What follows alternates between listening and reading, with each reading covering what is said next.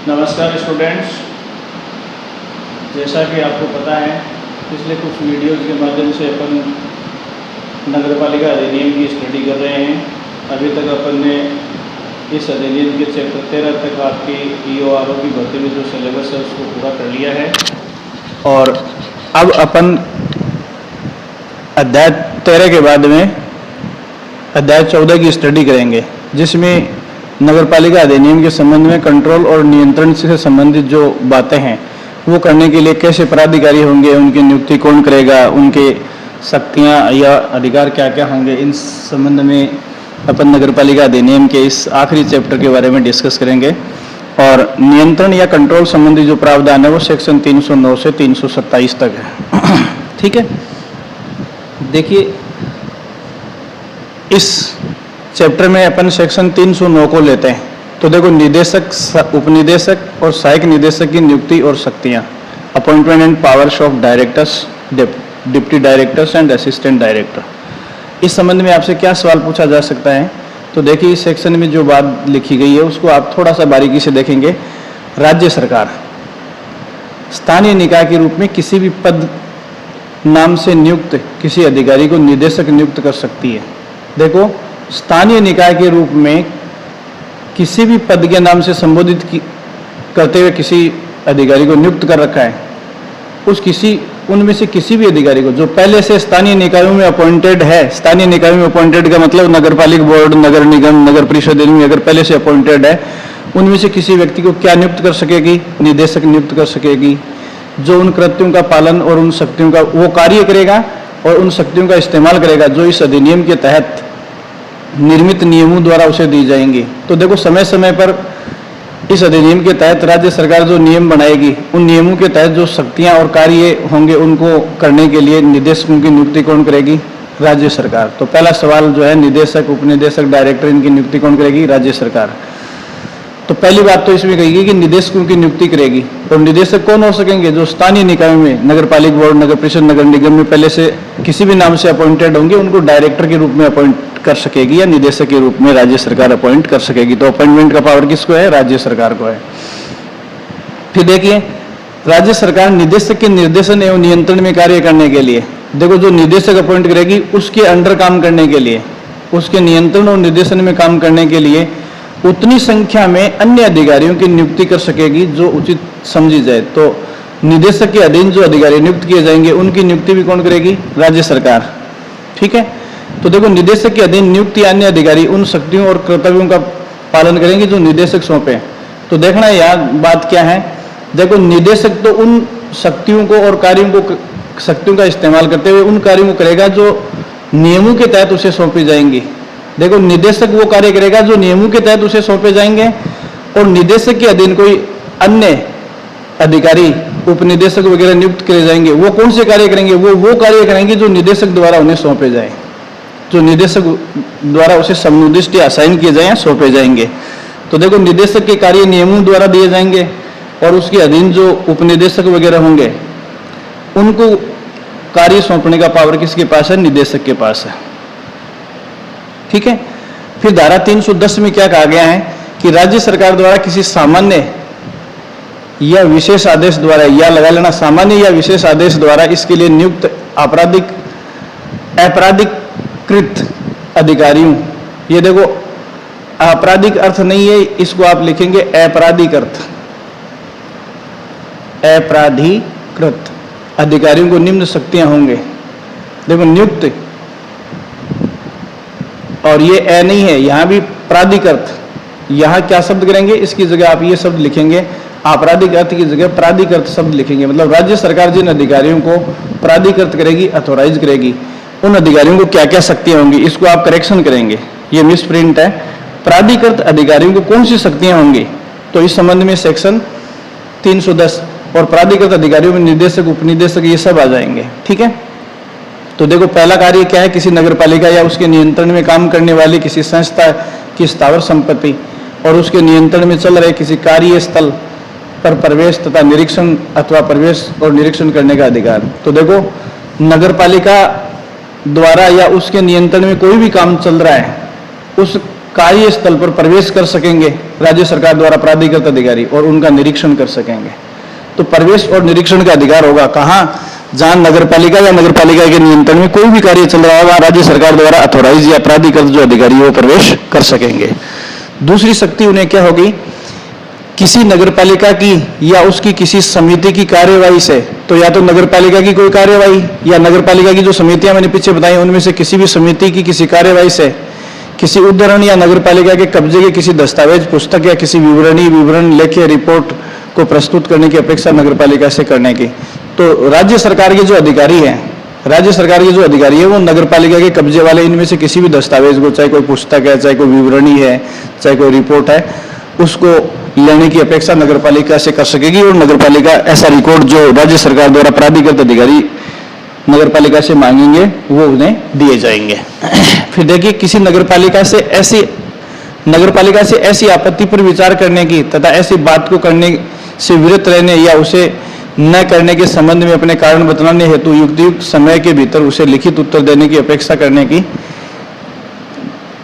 जिस पर उसे ऐसा उचित प्रतीत हो। तो देखो, राज्य सरकार के जो अधिकारी हैं, निदेशक, उपनिदेशक, वो किसी कार्य को करने के लिए कह सकते हैं और उसे यदि किसी कार्य को करने के लिए कहा गया है नगरपालिका को, तो अगर वो कार्य नहीं किया गया तो क्यों नहीं किया, ऐसा कारण पूछने की शक्ति भी इन अधिकारियों को होगी। ठीक है, नेक्स्ट देखिए आप इसमें, अगर राज्य सरकार नगरपालिका के किसी मामले में, देखो राज्य सरकार नगरपालिका के किसी मामले में उसे जांच संचालित करने अथवा सुसंगत अभिलेख प्रस्तुत करने की मांग करती है, तो वह ऐसे अभिलेख को अपने कब्जे में लेने की शक्ति रखता है। तो देखो, राज्य सरकार नगरपालिका के किसी रिकॉर्ड को कब्जे में लेने का निर्देश यदि इन अधिकारियों को, निदेशक, उपनिदेशक आदि को देती है, तो वो उनको अपने कब्जे में रखेगा, जो उसे राज्य सरकार को अपनी जांच के साथ प्रस्तुत करनी होगी। तो राज्य सरकार यदि किसी भी मामले में इन अधिकारियों से जांच करवाती है, तो जांच के दौरान उनसे संबंधित दस्तावेज जो है वो नगरपालिका से लेकर अपने कब्जे में लेने होंगे और राज्य सरकार को ऐसे निदेशक, उपनिदेशक या अधिकारी जो रिपोर्ट प्रस्तुत करेंगे उसके साथ ऐसे दस्तावेजों को या रिकॉर्ड्स को क्या करना पड़ेगा, ऐसे रिकॉर्ड्स को उसके साथ अटैच करना पड़ेगा। ठीक है, फिर देखो, धारा 310 के तहत राज्य सरकार जिस अधिकारी को नियुक्ति देती है, धारा 310 के तहत ये निदेशक, उपनिदेशक जो मैंने बताए, इनमें से किसी भी व्यक्ति को यदि राज्य सरकार नियुक्ति देती है, देखिए नियुक्ति देती है या किसी कार्य के लिए प्राधिकृत करती है, अथॉराइज करती है, तो वह अपनी समस्त या किसी शक्ति का प्रयोग करने के लिए अपने किसी अधीनस्थ अधिकारी को अपनी शक्तियां प्रत्यायोजित कर सकता है। कहने का मतलब निदेशक और निदेशक जिनका अपॉइंटमेंट राज्य सरकार करती है, उनके ऊपर किसी प्रकार का वर्कलोड ज्यादा है, तो वो अपने अधीनस्थ अधिकारियों को भी अपनी जो शक्तियां हैं वो प्रत्यायोजित कर सकती है। लेकिन जिस अधिकारी को ये अधिकारी या राज्य सरकार द्वारा प्राधिकृत अधिकारी अपनी शक्तियों को प्रत्यायोजित करेंगे, वह उपखंड अधिकारी से नीचे का नहीं होगा। कहने का मतलब अपने यहाँ RAS रैंक से नीचे के अधिकारियों को राज्य सरकार द्वारा नियुक्त निदेशक और उपनिदेशक जो हैं वो अपनी शक्तियों को प्रत्यायोजित नहीं कर सकेंगे। तो देखो, पहली बात तो राज्य सरकार निदेशक, उपनिदेशकों की नियुक्ति करेगी, उन्हें जो काम सौंपती है वो काम के लिए यदि किसी प्रकार का वर्कलोड ज्यादा है तो ऐसे निदेशक, उपनिदेशक अपने अधीन की शक्तियों को दूसरों को प्रत्यायोजित कर सकते हैं। लेकिन जिस अधिकारी को ऐसी शक्तियां प्रत्यायोजित करेंगे वो सब डिविजनल मजिस्ट्रेट, उपखंड अधिकारी का मतलब RA से नीचे की रैंक का नहीं होगा। ठीक है, नेक्स्ट देखिए आप इसमें धारा 311 क्या कहती है, नगरपालिका के कार्यालय का निरीक्षण करने की शक्ति। देखो, राज्य सरकार जिन अधिकारियों को, जो निदेशक, उपनिदेशक या अन्य नाम से प्राधिकृत होंगे, वो नगरपालिका के कार्यालय का निरीक्षण करने की शक्ति रखेंगे।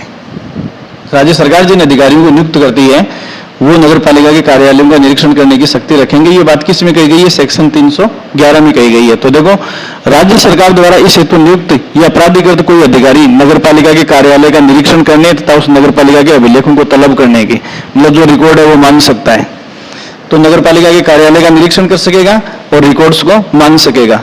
तो राज्य सरकार द्वारा प्राधिकृत या नियुक्त जो अधिकारी हैं, चाहे निदेशक, उपनिदेशक किसी भी नाम से नियुक्त किया गया होगा, वो नगरपालिका के कार्यालय का निरीक्षण कर सकता है और नगरपालिका कार्यालय से संबंधित रिकॉर्ड्स को तलब कर सकता है या उनकी मांग कर सकता है या उन्हें अपने कब्जे में ले सकता है। ये पावर जो है वो सेक्शन 311 में है। फिर देखो, सेक्शन 312 में क्या कहा गया है, नगरपालिका के आदेश आदि के निष्पादन को निलंबित करने की शक्ति। देखो, नगरपालिका कोई आदेश जारी करती है तो राज्य सरकार द्वारा जो प्राधिकृत अधिकारी हैं या नियुक्त अधिकारी हैं, निदेशक, उपनिदेशक, तो नगरपालिका के आदेशों का आदेश नगर पालिका ने कोई आदेश जारी कर दिया है और उन आदेशों को आगे क्रियान्वित किया जा रहा है, लागू किया जा रहा है, मतलब उनको निष्पादित किया जा रहा है, तो उनके निष्पादन को निलंबित कौन कर सकता है? नगर पालिका के संबंध में सॉरी राज्य सरकार द्वारा नियुक्त जो अधिकारी है, निदेशक उपनिदेशक, वो निलंबित कर सकते हैं। निलंबित का मतलब देखो पूर्णतया खारिज नहीं करेंगे, कुछ समय के लिए उसे रोक सकेंगे। और किसको? आदेश को खारिज नहीं करेंगे या आदेश को निलंबित नहीं करेंगे, उनके निष्पादन की कार्यवाही को, मतलब जो आगे कदम उठाए जा रहे हैं नगर पालिका द्वारा, उनको रोका जा सकता है। तो इस संबंध में देखो क्या कहा गया है, यदि राज्य सरकार द्वारा नियुक्त या प्राधिकृत किसी अधिकारी की राय में नगर पालिका का कोई आदेश, संकल्प या निष्पादन या कोई किया जाने वाला कार्य जनता को हानि पहुंचाता है या अक्षोभ पहुंचाता है, देखो या तो वो कार्य जनता को हानि पहुंचा रहा है, मतलब किस आधार पर उसके निष्पादन को रोका जा सकता है, तो या तो जनता को हानि या अक्षोभ पहुंचाता है, जनता को भयभीत कर रहा है, या उस कार्य से हानि या अक्षोभ होने की संभावना है। तो हानि या अक्षोभ या तो हो रहा है, किसका? जनता का, या ऐसा होने की संभावना है। तो इस आधार पर जो है उस आदेश के, नगर पालिका के आदेश के निष्पादन को निलंबित करने की शक्ति राज्य सरकार द्वारा प्राधिकृत अधिकारियों को है। या फिर इसके अलावा दूसरा ग्राउंड क्या हो सकता है, उससे किसी प्रकार की शांति भंग होती है।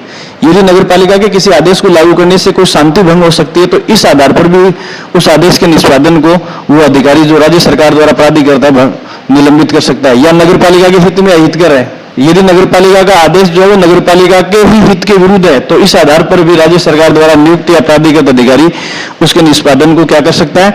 ध्यान रखना, निष्पादन को निलंबित किया जाएगा, खारिज शब्द नहीं होगा और आदेश शब्द नहीं होगा। किसको? निष्पादन को निलंबित किया जाएगा, निष्पादन को निलंबित किया जाएगा, कुछ समय के लिए उस निष्पादन को रोकने की शक्ति इन अधिकारियों को है। ठीक है? या अगर नगर पालिका का आदेश कोई विधि विरुद्ध है, तो उसके निष्पादन को भी अवरुद्ध कर सकेगी या निलंबित कर सकेंगे वो अधिकारी। तो वह अधिकारी अपने हस्ताक्षर युक्त, तो उसे रोकने के लिए उस राज्य सरकार के अधिकारी को क्या करना पड़ेगा? तो देखो वह अधिकारी अपने हस्ताक्षर युक्त आदेश द्वारा उस निष्पादन को निलंबित कर सकेगा। तो राज्य सरकार द्वारा नियुक्त अधिकारी नगर पालिका के किसी आदेश के निष्पादन को यदि निलंबित करना चाहता है, तो उसे अपने हस्ताक्षर युक्त आदेश को जारी करना पड़ेगा, या उस कार्य को किए जाने से प्रतिषिद्ध, मतलब रोकने का आदेश उसे जारी करना पड़ेगा। ठीक है? नेक्स्ट देखिए, यदि कोई अधिकारी, मतलब राज्य सरकार द्वारा नियुक्त अधिकारी इस प्रकार का आदेश देता है कि नगर पालिका के आदेश के निष्पादन को निलंबित रखा जाए, तो वह उसकी एक प्रति कारणों के विवरण सहित राज्य सरकार को प्रेषित करेगा। मतलब वो बताएगा कि मैंने नगर पालिका के इस आदेश के निष्पादन को रोका है और रोकने का कारण ये है। उसके बाद उस आदेश की एक प्रति किसको प्रेषित करेगा? वो राज्य सरकार को प्रेषित करेगा, तथा एक प्रति उस आदेश की प्रभावित होने वाली नगर पालिका को तुरंत अग्रेषित करेगा। तो देखो, राज्य सरकार को बताने के लिए और नगर पालिका को उस कार्य को रोकने के लिए अपना आदेश जो है वो प्रेषित करेगा। दोनों तरफ एक एक प्रतियां भेजनी पड़ेंगी राज्य सरकार के उस अधिकारी को। फिर उसके पश्चात ये राज्य या सरकार के विवेकाधीन होगा कि वह उस आदेश को विखंडित करे या रूपांतरित करे। तो देखो, जब राज्य सरकार के अधिकारी को ऐसा लगेगा कि नगर पालिका के किसी आदेश से जनता में क्षोभ या हानि हो सकती है, या ऐसा होने की संभावना है, या नगर पालिका के लिए अहितकर है, या नगर पालिका क्षेत्र में उसे कोई शांति भंग हो सकती है, या वो विधि विरुद्ध है, तो वो हस्ताक्षरित आदेश जारी करके इसकी सूचना एक तरफ राज्य सरकार को दे देगा और दूसरी तरफ उस नगर पालिका को जिसने आदेश जारी किया है। उसके बाद नगर पालिका की उस आदेश का क्या होगा, इन फ्यूचर वो लागू होगा या उसे खारिज किया जाएगा, ये किसकी इच्छा पर निर्भर करता है? ये राज्य सरकार के विवेक पर निर्भर करता है कि नगर पालिका का वो आदेश जो है वो आगे कोई प्रभाव रखेगा या नहीं रखेगा। ठीक है? तो ऐसा पावर जो है वो राज्य सरकार द्वारा नियुक्त या प्राधिकृत अधिकारी को होगा। ठीक है? फिर करें या बिना स्थायी रूप से या किसी निश्चित कालावधि के लिए आदेश को लागू करने दे, तो राज्य सरकार उसे मॉडिफाई कर सकती है, उस आदेश को विखंडित या बंद कर सकती है, समाप्त कर सकती है, या अस्थायी रूप से उसे लागू रख सकती है या स्थायी रूप से उसे लागू रख सकती है। किसी विशेष अवधि के लिए राज्य सरकार उसे लागू रख सकती है। ये सारे काम फैसले जो है वो किसको लेने हैं कि उस आदेश का आगे इफेक्ट क्या रखना है, उसका फैसला राज्य सरकार करेगी। तो ये शब्दावली आपको पढ़ने की जरूरत नहीं, राज्य सरकार उसको डिसाइड करेगी सेक्शन 312 में। तो 312 में ये होता है कि नगर पालिका का कोई आदेश ऐसा है जो जनता में हानि, क्षोभ, किसी प्रकार की शांति भंग, विधि विरुद्ध, नगर पालिका का कोई नुकसान करने वाला या हितकर हो, तो ऐसे मामले में राज्य सरकार द्वारा नियुक्त अधिकारी को ये पावर है।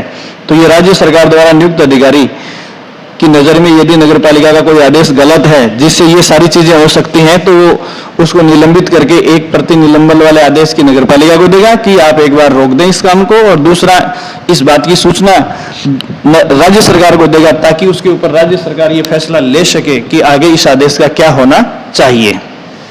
नेक्स्ट आप इसमें देखिए, धारा 313 में आपात की दशा में असाधारण शक्तियां। तो देखो, आपात की दशा में असाधारण शक्तियां जो हैं वो किसको दी गई है? जिला मजिस्ट्रेट को। ये देखिए, डीएम को, जिला कलेक्टर को या जिला मजिस्ट्रेट को दी गई है। ध्यान रखना, आपात की दशा में असाधारण शक्तियां, आपात की दशा में असाधारण शक्तियां जिला मजिस्ट्रेट को। देखो, आपातकालीन प्रशासक प्रत्येक जिले का जिला कलेक्टर या जिला मजिस्ट्रेट होता है। तो ये इस अधिनियम की धारा 313 आपात की दशा में जिला मजिस्ट्रेट को कुछ असाधारण शक्तियां सौंपती है।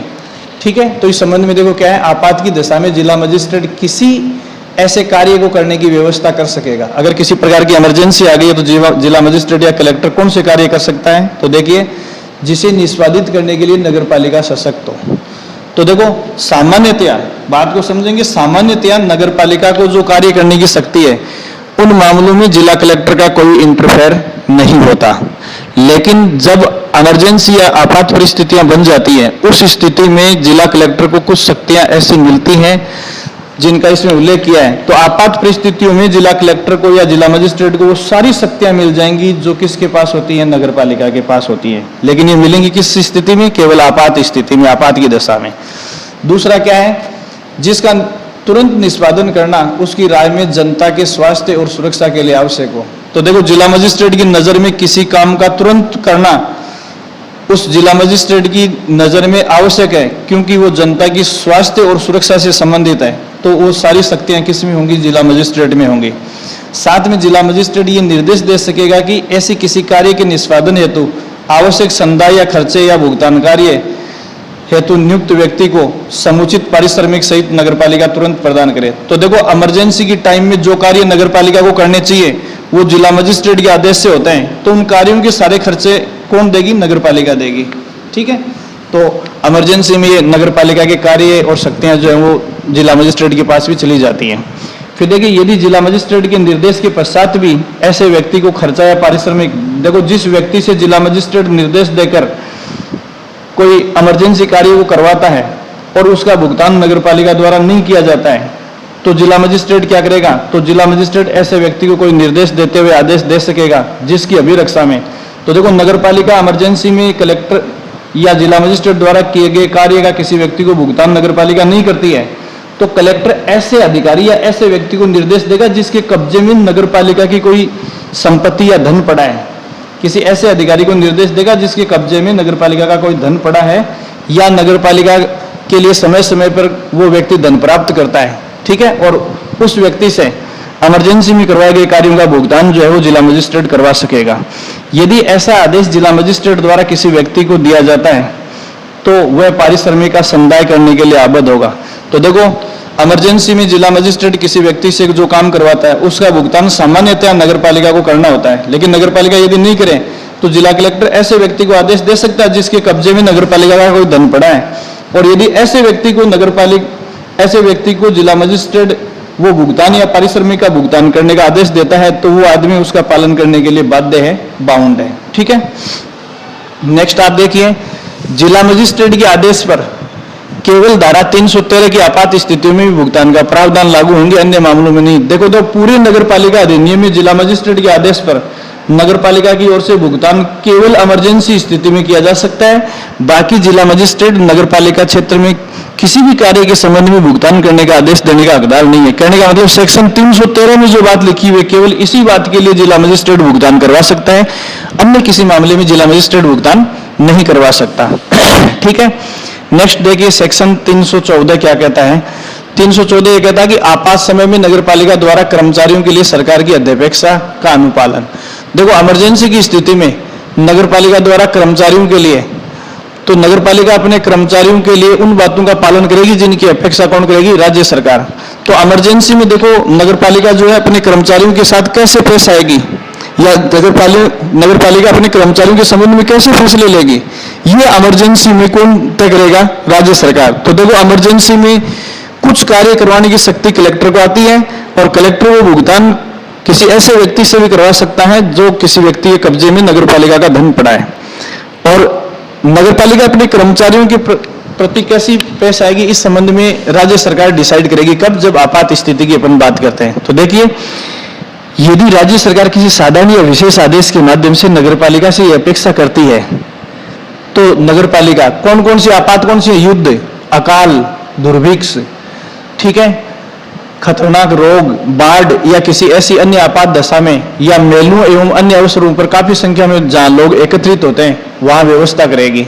तो इन हालातों में नगरपालिका अपने कर्मचारियों को ठीक वैसे यूज करेगी जैसे यूज करने का इस्तेमाल राज्य सरकार देती है। तो आपात स्थितियों में नगरपालिका के कर्मचारी कैसे काम करेंगे या नगरपालिका कैसे काम करवाएगी, ये किसके अधीन होगा? राज्य सरकार के निर्देशों के या आदेशों के अधीन होगा। ठीक है, ऐसी व्यवस्था करने के लिए राज्य सरकार के किसी भी अधिकारी या पदाधिकारी की सेवा को लिया जा सकता है। तो देखो, इमरजेंसी में नगरपालिका को जो काम करना है उसमें नगरपालिका के कर्मचारियों को तो राज्य सरकार के निर्देशानुसार इस्तेमाल किया ही जाएगा। और इसके अलावा नगरपालिका क्षेत्र में जो अधिकारी हैं उनके अलावा भी राज्य सरकार के किसी भी अधिकारी की सेवा को लिया जा सकता है।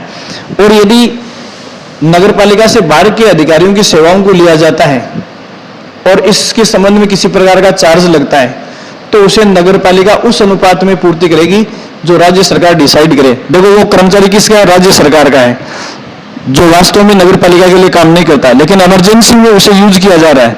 तो उसके बदले में जो भुगतान करना पड़ेगा, कितना हिस्सा नगरपालिका भुगतान करेगी और कितना हिस्सा राज्य सरकार भुगतान करेगी, ये डिसाइड कौन करेगी? राज्य सरकार। तो राज्य सरकार के कर्मचारियों को जब नगरपालिका के लिए इस्तेमाल किया जाता है तो उनको किए जाने वाले भुगतान या उनके से संबंधित जो चार्जेज हैं वो नगरपालिका को किस अनुपात में चुकाने पड़ेंगे या उसका कितना हिस्सा चुकाना पड़ेगा, ये कौन डिसाइड करेगी? राज्य सरकार डिसाइड करेगी। ठीक है।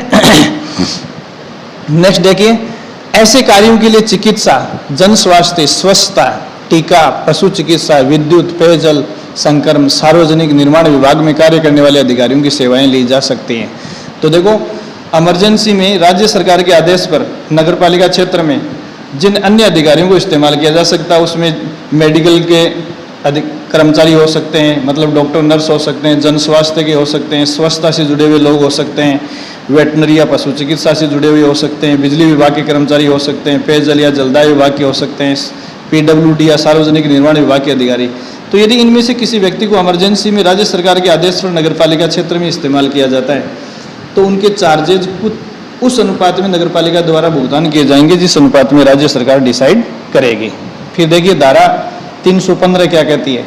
धारा 315 ये कहती है कि सार्वजनिक संक्रमणों के निष्पादन के लिए अभिकरण। तो देखो, जो सार्वजनिक वर्क हैं, सार्वजनिक कार्य हैं, उनको करने के लिए अभिकरण का मतलब है एजेंसी।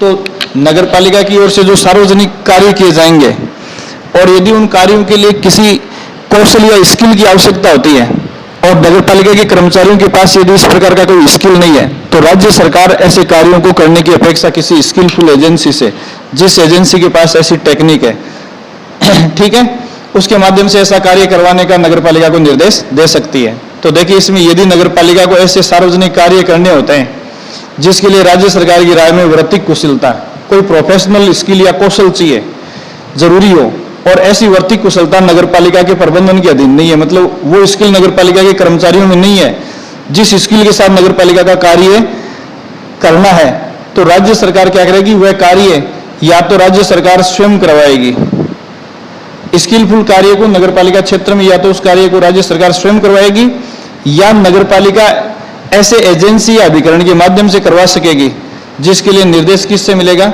राज्य सरकार से। तो देखो, नगरपालिका के क्षेत्र में कोई भी सार्वजनिक कार्य है जिसके लिए स्किलफुल कौशल की आवश्यकता होती है और ऐसा कौशल यदि नगरपालिका के कर्मचारियों के पास नहीं है तो ऐसे कौशलपूर्ण कार्यों को या तो राज्य सरकार खुद करवा सकेगी और राज्य सरकार खुद नहीं करवाएगी तो कैसी स्किलफुल एजेंसी से वो कार्य करवाना है इसके संबंध में नगरपालिका को निर्देश देगी कि आप ऐसी स्किलफुल एजेंसी या अभिकरण के माध्यम से इस कार्य को करवाएं। तो या तो राज्य सरकार खुद कर सकती है ऐसे स्किलफुल कार्यों को या नगरपालिका को वर्तिक कुशलता वाली एजेंसी से करवाने का निर्देश दे सकती है। फिर देखिए, वर्तिक कुशलता के अलावा नगरपालिका के अन्य कार्य, मतलब कोई विशेष स्किल की आवश्यकता नहीं होती किसी कार्य के लिए, तो या जिन कार्यों के लिए किसी प्रोफेशनल स्किल की आवश्यकता नहीं होती है, वो अन्य सभी कार्य बनाए गए नियमों के अधीन किसी अभिकरण तथा ऐसे पर्यवेक्षण के अधीन निष्पादित करवाए जाएंगे जो नगरपालिका उचित करे। तो ध्यान ये रखना है कि राज्य सरकार के निर्देशानुसार कौन से सार्वजनिक कार्य राज्य सरकार करेगी, कर सकेगी या राज्य सरकार के निर्देश पर नगरपालिका करवाएगी, जिनमें किसी वृत्तिक कुशलता या प्रोफेशनल स्किल की आवश्यकता है, कोई टेक्निक की आवश्यकता, केवल वही कार्य है। और यदि किसी सार्वजनिक निर्माण में किसी विशेष कौशल की आवश्यकता नहीं है, तो वो सारे कार्य जो है नगरपालिका अपने नियंत्रण और निर्देशन में खुद करवा सकेगी। इस मामले में राज्य सरकार का कोई हस्तक्षेप नहीं होगा। फिर देखिए, यदि नगरपालिका का कोई कार्य राज्य सरकार या राज्य सरकार के किसी आदेश के अधीन किसी अन्य एजेंसी द्वारा किया जाता है, तो देखो नगरपालिका का कोई स्किलफुल कार्य या तो राज्य सरकार करती है या किसी एजेंसी से करवाया जाता है, तो उस पर होने वाला खर्चा पर्यवेक्षण और औजारों के प्रभारों सहित राज्य सरकार या उस कार्य को करने वाली एजेंसी को दिया जाएगा। तो देखो, राज्य सरकार को वो खर्चा कौन देगी? नगरपालिका देगी। या राज्य सरकार के निर्देश पर जिस एजेंसी से ऐसा कार्य करवाया जा रहा है, उस एजेंसी को कौन देगी? नगरपालिका देगी। ठीक है, लेकिन राज्य सरकार को उस स्थिति में ये खर्चे देने की आवश्यकता नहीं है। देखो, अगर एजेंसी से काम करवाया जाता है तो हर हाल में एजेंसी को पैसे कौन देगी? नगरपालिका ही देगी। लेकिन राज्य सरकार को किस स्थिति में ये पैसा नहीं देना होता है? जब राज्य सरकार खुद उस राशि का त्याग कर दे। मतलब काम तो राज्य सरकार ने स्किलफुल नगरपालिका के लिए किया है, लेकिन उसका अधित्याग कर दे, मतलब राज्य सरकार उसे लेने से मना कर दे, या तो ऐसी स्थिति में नगरपालिका से वो खर्चे जो है नहीं वसूले जाएंगे स्किलफुल कार्य के लिए। फिर देखिए, यदि इस प्रकार राज्य सरकार या किसी अन्य अभिकरण द्वारा नगरपालिका का कोई कार्य किया जाता है, कौन सा? जो स्किलफुल कार्य है, तथा उसको देय रकम का युक्त समय के भीतर भुगतान नहीं किया जाता है, मतलब पैसा सरकार को या अभिकरण को देना है किसी एजेंसी को, और नगरपालिका समय पर उस पैसे का भुगतान नहीं करती है, कौन से कार्य का? जिस सार्वजनिक कार्य को या तो राज्य सरकार खुद करती है या किसी एजेंसी से करवाने का निर्देश देती है और करवा लिया जाता है, और उस कार्य का भुगतान नगरपालिका नहीं करती है, तो राज्य सरकार ऐसे व्यक्ति को निर्देश देगा जिसके कब्जे में नगरपालिका का कोष या फंड पड़ा है। वही बात है, जैसे आपात में कलेक्टर द्वारा करवाए गए कार्य का नगरपालिका भुगतान नहीं करती है, तो कलेक्टर ऐसे व्यक्ति से या ऐसे अधिकारी से उसका भुगतान करवा सकता है जिसके कब्जे में नगरपालिका का कोष पड़ा है या फंड पड़ा है। ऐसे ही राज्य सरकार या एजेंसी द्वारा कोई स्किलफुल कार्य किया जाता है और उसका भुगतान समय पर नगरपालिका नहीं करती है, तो इस संबंध में राज्य सरकार ऐसे अधिकारी को या व्यक्ति को निर्देश देगी जिसके कब्जे में नगरपालिका की निधि या कोष पड़ी है। ठीक है, उस निधि में से अन्य प्रभारों पर पूर्विकता देते हुए, तो देखो भले ही उस निधि में बाकी जो चार्ज, बाकी जो लायबिलिटी वो पूरी नहीं हो रही होंगी, फिर भी देखो अन्य प्रभारों पर पूर्विकता देते हुए, मतलब बाकी भुगतान बाद में करेगा, पहले राज्य सरकार या उस एजेंसी का भुगतान करेगा। तो पूर्विकता देते हुए संदाय करने के लिए वह व्यक्ति नगरपालिका की जमा निधि की सीमा तक ऐसे आदेशों का पालन करने के लिए आबद्ध है। कहने का मतलब राज्य सरकार जो पैसा राज्य सरकार को या किसी अभिकरण को स्किलफुल कार्य के लिए देने का निर्देश देती है और पैसा उस व्यक्ति के नियंत्रण में पड़ा है, उस अधिकारी के नियंत्रण में पड़ा है, तो वो आबद्ध है। लेकिन पैसे यदि अकाउंट में नहीं है तो राज्य सरकार के आदेशों का पालन करने के लिए ऐसा व्यक्ति बाध्य नहीं है। तो ये आपको सेक्शन 315 में देखना है। फिर देखिए सेक्शन 316 क्या कहता है। सेक्शन 316 का टाइटल देखिए, राज्य सरकार द्वारा निष्पादित संक्रमणों के संबंध में विशेष उपबंध। तो देखो, नगरपालिका के लिए कोई कार्य राज्य सरकार करेगी, तो राज्य सरकार द्वारा किए जाने वाले कार्यों के संबंध में सेक्शन 316 में कुछ प्रावधान किए गए हैं। ठीक है, ये विशेष प्रावधान है। देखो, special provisions in regard to works executed by the state government. तो नगरपालिका के लिए जो कार्य राज्य सरकार करती है उनके संबंध में विशेष प्रावधान या उपबंध क्या है। तो देखिए, विशेष प्रावधान ये है कि राज्य सरकार नगरपालिका से परामर्श करने के पश्चात निम्न कार्यों को कर सकेगी। तो देखो, ये विशेष प्रावधान है 316 में। राज्य सरकार नगरपालिका से परामर्श करके कौन से कार्य नगरपालिका के लिए कर सकेगी, उनका प्रावधान किया गया है। तो देखो, सेक्शन 316 में जो राज्य सरकार द्वारा निष्पादित कार्य है वो करने से पहले राज्य सरकार को किससे परामर्श लेना पड़ेगा? नगरपालिका से परामर्श लेना पड़ेगा। ठीक है, कौन से कार्य कर सकेगी? तो उसमें पहला कार्य है, राज्य सरकार की राय में निवासियों के स्वास्थ्य और सुरक्षा हेतु वांछनीय स्थायी प्रकृति के निर्माण कार्य जो आवश्यक हो। यदि नगरपालिका क्षेत्र में रहने वाले लोगों के स्वास्थ्य और सुरक्षा को ध्यान में रखते हुए अगर स्थायी प्रकृति का कोई निर्माण कार्य करना है, जैसे हाउसिंग बोर्ड की स्कीम के तहत लोगों के स्वास्थ्य और सुरक्षा को ध्यान में रखते हुए कोई बिल्डिंग बनानी है, तो राज्य सरकार ऐसा कार्य कर सकती है। लेकिन राज्य सरकार ऐसा कार्य कब करेगी? जब इस संबंध में पहले राज्य सरकार नगर पालिका से कंसल्ट या सलाह ले लेगी। फिर दूसरा देखो क्या है, ऐसे कार्यों के प्रबंधन और अनुरक्षण का कार्य राज्य सरकार अपने हाथ में रख सकती है, या फिर उसे पूर्णतः, यह विसर्ग है, ये पूर्णतः या भागतः, ये यहां भी विसर्ग है, पूर्णतः या भागतः नगर पालिका को सौंप सकती है। और यदि ऐसे कार्य नगर पालिका को पहले से सौंपे जा चुके हैं तो नगर पालिका से वापस लिए जा सकते हैं। देखो, ये जो कार्य है, नागरिकों के स्वास्थ्य और सुरक्षा संबंधी जो कार्य है, राज्य सरकार को अपने हाथ में लेने चाहिए। वो एक बार लेकर वापस किसको सौंप सकती है? नगर पालिका को। और यदि ऐसे कार्य नगर पालिका को सौंप दिए हैं, राज्य सरकार ने अपने हाथ में लिए गए कार्यों को एक बार नगर पालिका को वापस सौंप दिए, तो उनको वापस भी लिया जा सकता है, यदि राज्य सरकार संतुष्ट नहीं है नगर पालिका की गतिविधियों से। तो नेक्स्ट देखिए, ऐसे कार्यों की पूंजी लागत। कैसे कार्यों की पूंजी लागत? जो निवासियों के स्वास्थ्य और सुरक्षा संबंधी स्थायी प्रकृति के निर्माण से संबंधित। तो देखो, ऐसे कार्यों की पूंजी लागत तथा उनके प्रबंधन एवं अनुरक्षण की लागत को राज्य सरकार निर्धारित दर से ब्याज सहित नगर पालिका की निधि से वसूल करेगी। तो ये स्वास्थ्य और सुरक्षा संबंधी राज्य सरकार को स्थायी निर्माण करवाती है नगर पालिका के निवासियों के लिए।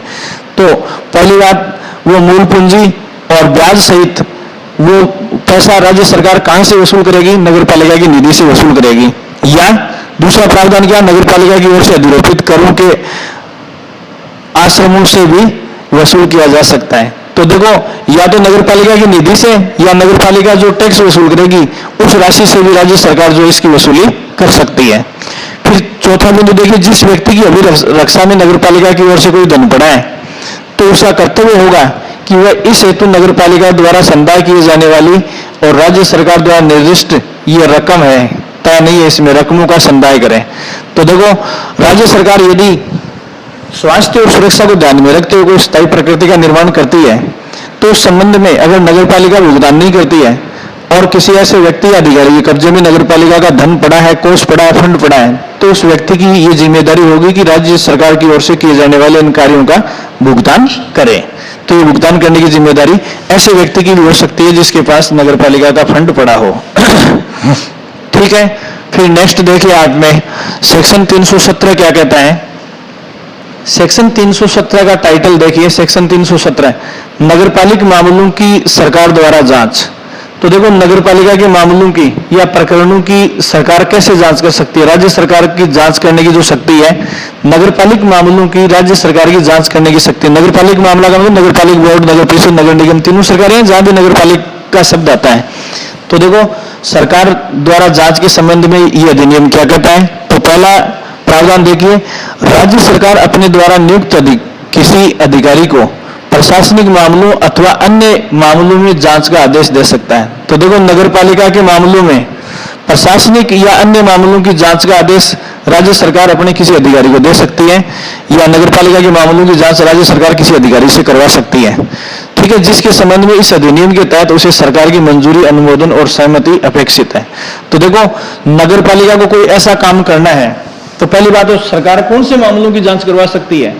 सरकार उन्हीं मामलों की या कार्यों की जांच करवा सकती है जिनको करने के लिए नगरपालिका को पहले किससे अनुमोदन लेना होता है? राज्य सरकार से। तो जो कार्य नगरपालिका को राज्य सरकार के अनुमोदन से या मंजूरी से करने होते हैं, उन सभी मामलों की या प्रकरणों की जांच और इसके अलावा जितने भी प्रशासनिक मामले हैं उनकी जांच राज्य सरकार अपने अधिकारी से करवा सकती है। लेकिन देखो, सभी प्रशासनिक मामलों की, प्रशासनिक मामले सारे हैं, और इसके अलावा वो कार्य या मामले जिनके लिए राज्य सरकार से अनुमति जरूरी है नगरपालिका के लिए, उनकी। लेकिन प्रशासन के अलावा यदि किसी मामले में नगरपालिका को राज्य सरकार से मंजूरी लेने की आवश्यकता नहीं है, तो ऐसे मामले में नगरपालिका जो है क्या नहीं करवाएगी? जांच नहीं करवाएगी। सॉरी, राज्य सरकार जो है नगरपालिका की जांच नहीं करवाएगी। दूसरा बिंदु देखिए, इसमें जब राज्य सरकार का कोई अधिकारी ऐसी जांच करेगा, तो देखो, ऐसी जांच करने वाले अधिकारी को वे समस्त शक्तियां होंगी जो सिविल प्रक्रिया संहिता, शॉर्ट में सीपीसी, तो जांच करने वाले राज्य सरकार के अधिकारी को सिविल न्यायालय की शक्तियां होंगी। कौन कौन सी शक्तियां होंगी? सिविल कोर्ट की निम्न शक्तियां होंगी। पहला, प्रकटीकरण और निरीक्षण। अगर वो अधिकारी नगरपालिका से कोई दस्तावेज चाहता है तो नगर पालिका से दस्तावेज प्रकट करेगी, उसे प्रस्तुत करेगी। अगर वो ऐसा नगर पालिका के किसी रिकॉर्ड को निरीक्षण करना चाहता है तो निरीक्षण करने का अधिकार भी उसे दिया जाएगा। ठीक है। इसके अलावा नगर पालिका से संबंधित किसी भी व्यक्ति को साक्षी के रूप में यदि वो या गवाह के रूप में उसे हाजिर करवाना चाहता है तो उसे हाजिर करवाया जाएगा तथा उनके व्ययों को जमा करने की अपेक्षा और यदि किसी प्रकार का खर्चा यदि होता है तो उस खर्चे को जमा करने की अपेक्षा भी नगर पालिका से वो अधिकारी कर सकेगा। फिर इसके अलावा दस्तावेजों को पेश किए जाने के लिए बाध्य करना। यदि राज्य सरकार का अधिकारी किसी जांच को करने का हकदार है और उसके संबंध में किसी प्रकार का डॉक्यूमेंट उसे चाहिए तो डॉक्यूमेंट पेश करने के लिए नगर पालिका को बाध्य किया जा सकता है। इसके अलावा जिन लोगों की गवाही लेगी साक्ष्य, ये देखो शपथ पर, ये पक्षीय नहीं है, इस पक्षीय की जगह शपथ पर साक्ष्य। जो भी व्यक्ति गवाही देंगे उनका साक्ष्य किस पर लिया जाएगा? शपथ पर लिया जाएगा। इन पक्षियों को ये गलत टाइप है। शपथ पर साक्ष्य की परीक्षा। देखो दो बातें, तो शपथ पर साक्ष्य का मतलब होता है कि जैसे अपन गीता पर कहते हैं कि गीता पर हाथ रख के कसम खाता हूं, जो भी कहूंगा सच कहूंगा, ये शपथ पर साक्ष्य है। और एक होता है शपथ पत्र पर साक्ष्य, जिसमें हमें जो कहना है वो लिख दिया और उसके नीचे अपन ने क्या कर दिया? हस्ताक्षर कर दिया। तो ये दोनों परीक्षा करने के तरीके होते हैं। तो शपथ पर साक्ष्य की लेने की जो छूट है वो राज्य सरकार के उस अधिकारी को होगी जो नगर पालिका के मामलों की जांच कर सकता है। स्थगन देना, तो देखो किसी प्रकार का स्टे ऑर्डर दे, मतलब किसी प्रकार का स्थगन देना है तो वो राज्य सरकार का अधिकारी दे सकेगा। फिर शपथ पत्र पर लिए गए साक्ष्य को ग्रहण करना, तो देखो शपथ पर भी साक्ष्य ले सकता है और शपथ पत्र पर भी वो साक्ष्य ले सकता है। ठीक है। फिर साक्ष्यों की परीक्षा के लिए कमीशन जारी करना। देखो साक्ष्यों की परीक्षा करनी है तो कमीशन का मतलब है कोई आयोग बैठा सकता है। राज्य सरकार का अधिकारी यदि जो लोग गवाही दे रहे हैं उनकी परीक्षा करना चाहता है वो अधिकारी, तो किसी प्रकार का कमीशन जारी कर सकता है। कमीशन जारी करने का मतलब कोई आयोग बैठा सकता है या कमेटी बैठा सकता है। इसके अलावा जिस अधिकारी से मतलब राज्य सरकार नगर पालिका के प्रशासनिक या उन मामलों की जांच करवा रही है जिनकी राज्य सरकार से अनुमति जरूरी है, तो उन मामलों में क्या है? देखो इसके अलावा वह अधिकारी स्वप्रेरणा से किसी ऐसे व्यक्ति को सम्मन जारी कर सकता है, मतलब ऐसे व्यक्ति को वारंट जारी कर सकता है तथा उसकी परीक्षा कर सकेगा जिसका साक्ष्य इस संबंध में तात्विक है। तात्विक का मतलब महत्वपूर्ण है, मर्मभूत है, सारभूत है। तो यदि किसी व्यक्ति का साक्ष्य सारभूत है तो भले ही वो व्यक्ति नगर पालिका का अधिकारी नहीं होगा, ऐसे व्यक्ति की जो गवाही है वो या साक्ष्य जो है वो राज्य सरकार का अधिकारी ले सकेगा। ठीक है। इस उद्देश्य से उसे दंड प्रक्रिया संहिता की धारा 1973 की धारा 195 के अर्थ में सिविल न्यायालय समझा जाएगा। देखो ये सिविल न्यायालय की परिभाषा जो 195 में दी गई है, तो देखो राज्य सरकार के अधिकारी को सिविल न्यायालय समझा जाएगा किन मामलों में? जब किसी व्यक्ति की तात्विक गवाही जरूरी हो। फिर देखो साक्ष्यों को हाजिर कराने के मामले में ऐसे अधिकारियों की सीमाएं वही होंगी जो राज्य की अधिकारिता की सीमाएं होंगी, अर्थात उन्हें वे समस्त अधिकार होंगे जो राज्य को होंगे। तो देखो जब नगर पालिका के किसी प्रशासनिक मामले की जांच करवा रही है राज्य सरकार, या जिन मामलों में राज्य सरकार से नगर पालिका को अनुमति लेनी जरूरी है उन मामलों की राज्य सरकार जांच करवा रही है, तो जिस अधिकारी से जांच करवा रही है उस अधिकारी के पास जो शक्तियां होंगी वो स्टेट की शक्तियां होंगी। तो देखो स्टेट जितना पावरफुल होता है उतना ही पावरफुल वो अधिकारी होगा जिससे राज्य सरकार नगर पालिका के मामलों की जांच करवा रही है। ठीक है।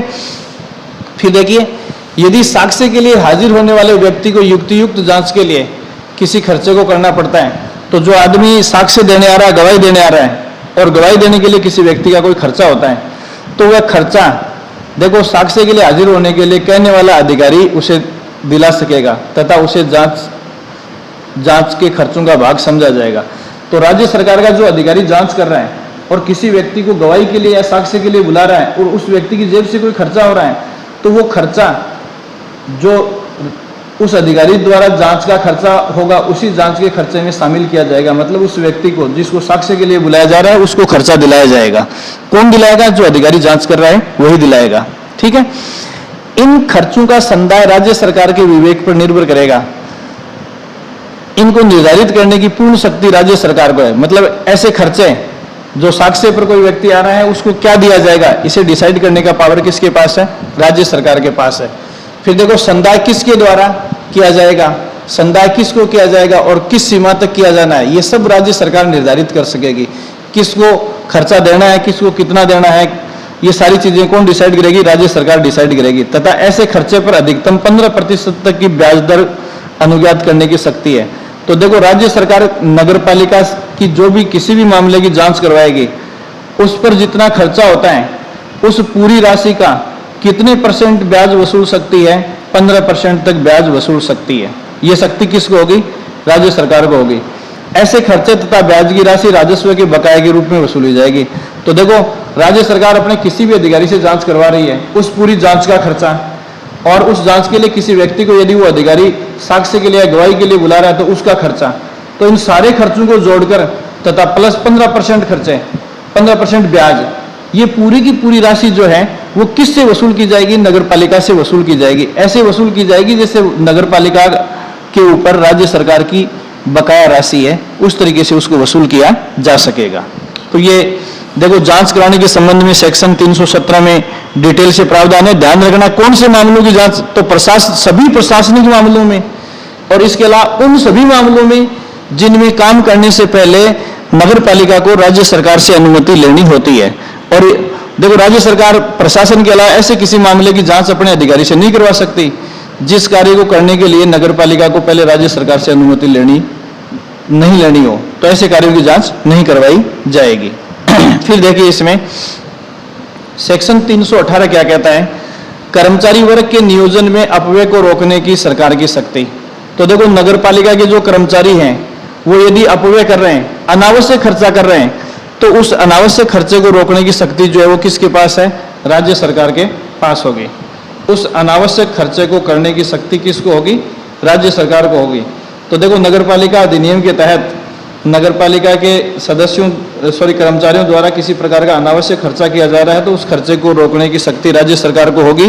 देखो, power of government to prevent extra wages in the employment of establishment. ठीक है, तो यहां देखिए, राज्य सरकार द्वारा नगर पालिका से की जाने वाली अध्यपेक्षाएं, मतलब राज्य सरकार समय समय पर नगर पालिका से ये अपेक्षाएं करेगी। क्या क्या अपेक्षा करेगी? कि उसके कर्मचारियों द्वारा धन का दुरुपयोग न किया जाए। मुख्य बात तो यही है इसमें, लेकिन इसके साथ इसकी लैंग्वेज को आपको पकड़ना जरूरी है। तो नगर पालिका के कर्मचारी यदि धन का दुरुपयोग कर रहे हैं, अपने नियोजन में अपव्यय कर रहे हैं, तो उसको रोकने के लिए अध्यपेक्षा के संबंध में सेक्शन 318 क्या कहता है? तो देखिए, यदि राज्य सरकार की राय में नगर पालिका द्वारा, अगर राज्य सरकार ये मानती है कि नगर पालिका द्वारा अधिकारियों और कर्मचारियों को आवश्यकता से अधिक संख्या में नियोजित किया गया, पहली बात तो जितने कर्मचारियों की आवश्यकता नहीं है उससे कहीं ज़्यादा नगर पालिका ने अपने अधिकारियों और कर्मचारियों को अपॉइंट कर रखा है, या ऐसे नियोजन के लिए कोई प्रस्तावना रखा है, मतलब या ऐसे कर्मचारियों की भर्ती का कोई प्रस्ताव रख दिया कि आगे भर्ती की जाएगी, या उनमें से किसी व्यक्ति विशेष के लिए नगर पालिका द्वारा नियत किया गया पारिश्रमिक अत्यधिक है। तो देखो, नगर पालिका किसी कर्मचारी का वेतन अगर बहुत ज़्यादा रख देती है, जैसे सफाई कर्मचारी इनकी बहुत ज़्यादा पारिश्रमिक रख देती है, ठीक है, तो नगर पालिका से राज्य सरकार ये अध्यपेक्षा कर सकेगी कि उन व्यक्तियों की संख्या और उनके पारिश्रमिक घटाया जाए। यदि कर्मचारी राज्य सरकार की नज़र में नगर पालिका के पास ज़्यादा हैं तो उनकी संख्या घटाएं, और यदि किसी कर्मचारी वर्ग को नगर पालिका आवश्यकता से अधिक पारिश्रमिक या भुगतान कर रही है, मजदूरी दे रही है, वेतन दे रही है, तो उस वेतन को कम करने की अपेक्षा भी राज्य सरकार किससे कर सकेगी? नगर पालिका से कर सकेगी। तो पहली बात तो खर्चों को कम करने के लिए, और खर्चों को कम करने के में पहला सवाल है कर्मचारियों की संख्या कम करना, और कर्मचारियों को वेतन घटाने की अपेक्षा जो है वो राज्य सरकार कर सकेगी। दूसरा क्या है? राज्य सरकार ये अपेक्षा कर सकेगी कि मुख्य नगरपालिका अधिकारी के रूप में नियुक्त व्यक्ति को, देखो, मुख्य नगरपालिका अधिकारी के रूप में नियुक्त व्यक्ति को अधिनियम के तहत प्रदत्त शक्तियों के अलावा भी अन्य नियमों और अधिनियम के तहत कोई शक्ति प्रत्यायोजित की जा सकेगी। तो देखो, यहाँ खर्चे कम करने के लिए क्या है? दूसरा ये है कि मुख्य नगरपालिका अधिकारी जो है वो किंग पिन होता है, रीढ़ की हड्डी होता है नगरपालिका प्रशासन के। तो राज्य सरकार मुख्य नगरपालिका अधिकारी के कर्तव्यों को या कार्यों को बढ़ाने की अपेक्षा भी किससे कर सकती है? नगरपालिका से कर सकती है। यदि मुख्य नगरपालिका अधिकारी को अन्य कानूनों के तहत करवाए जाने वाले कार्य अगर सौंप दिए जाते हैं तो कर्मचारियों की संख्या कम करने का अवसर जो है नगरपालिका को मिल जाएगा। या यूं कह सकते हैं कि राज्य सरकार मुख्य नगरपालिका अधिकारी का वर्कलोड बढ़ाने या अधिक कार्य सौंपने की अपेक्षा भी किससे कर सकती है? नगरपालिका से कर सकती है। फिर तीसरा कार्य क्या है इसमें? देखिए, राज्य सरकार की अपेक्षा पर धारा 273, ये देखो सेक्शन 273 में अपन ने खतरनाक रोगों को रोकने की सख्ती की बात की है। वो वीडियो अटक गया है, इसके जस्ट बाद में उस वीडियो को मैं अपलोड करूंगा। तो देखो 273 में खतरनाक रोगों को रोकने की सख्ती, ठीक है, किसके पास है? राज्य सरकार के पास है। तो राज्य सरकार की अपेक्षा पर इस धारा के तहत विनिर्दिष्ट समस्त या उनमें से कोई शक्ति किसी नगरपालिका द्वारा अध्यक्ष, उपाध्यक्ष या ऐसे सदस्य को प्रत्यायोजित की जाएगी जो राज्य सरकार उचित समझे।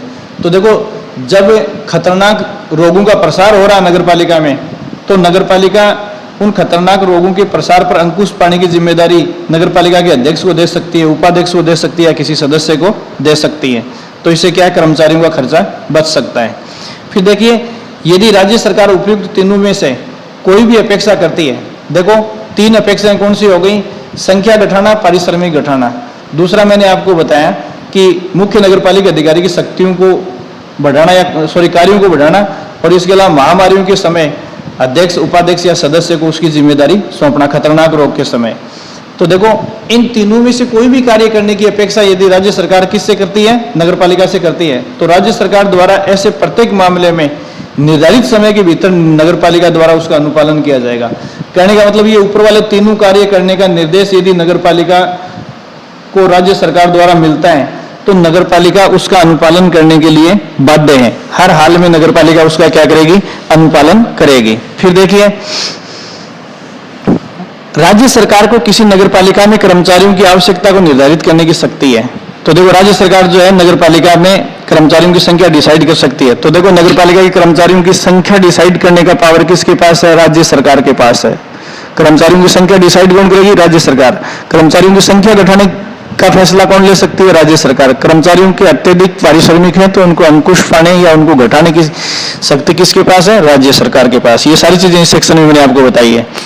जहां राज्य सरकार को यह समाधान हो जाए कि कुछ कर्मचारी अधिक हैं, वहां नगरपालिका के कर्मचारियों के किसी भी वर्ग की सेवा को शासित करने वाले नियमों में भले ही कुछ भी लिखा हुआ होगा, मतलब सेवा नियमों में भले ही कुछ भी लिखा हुआ होगा, यदि राज्य सरकार को ये लगता है कि कर्मचारी नगरपालिका के कर्मचारियों की संख्या ज्यादा है तो राज्य सरकार उन्हें अतिशेष घोषित कर सकेगी।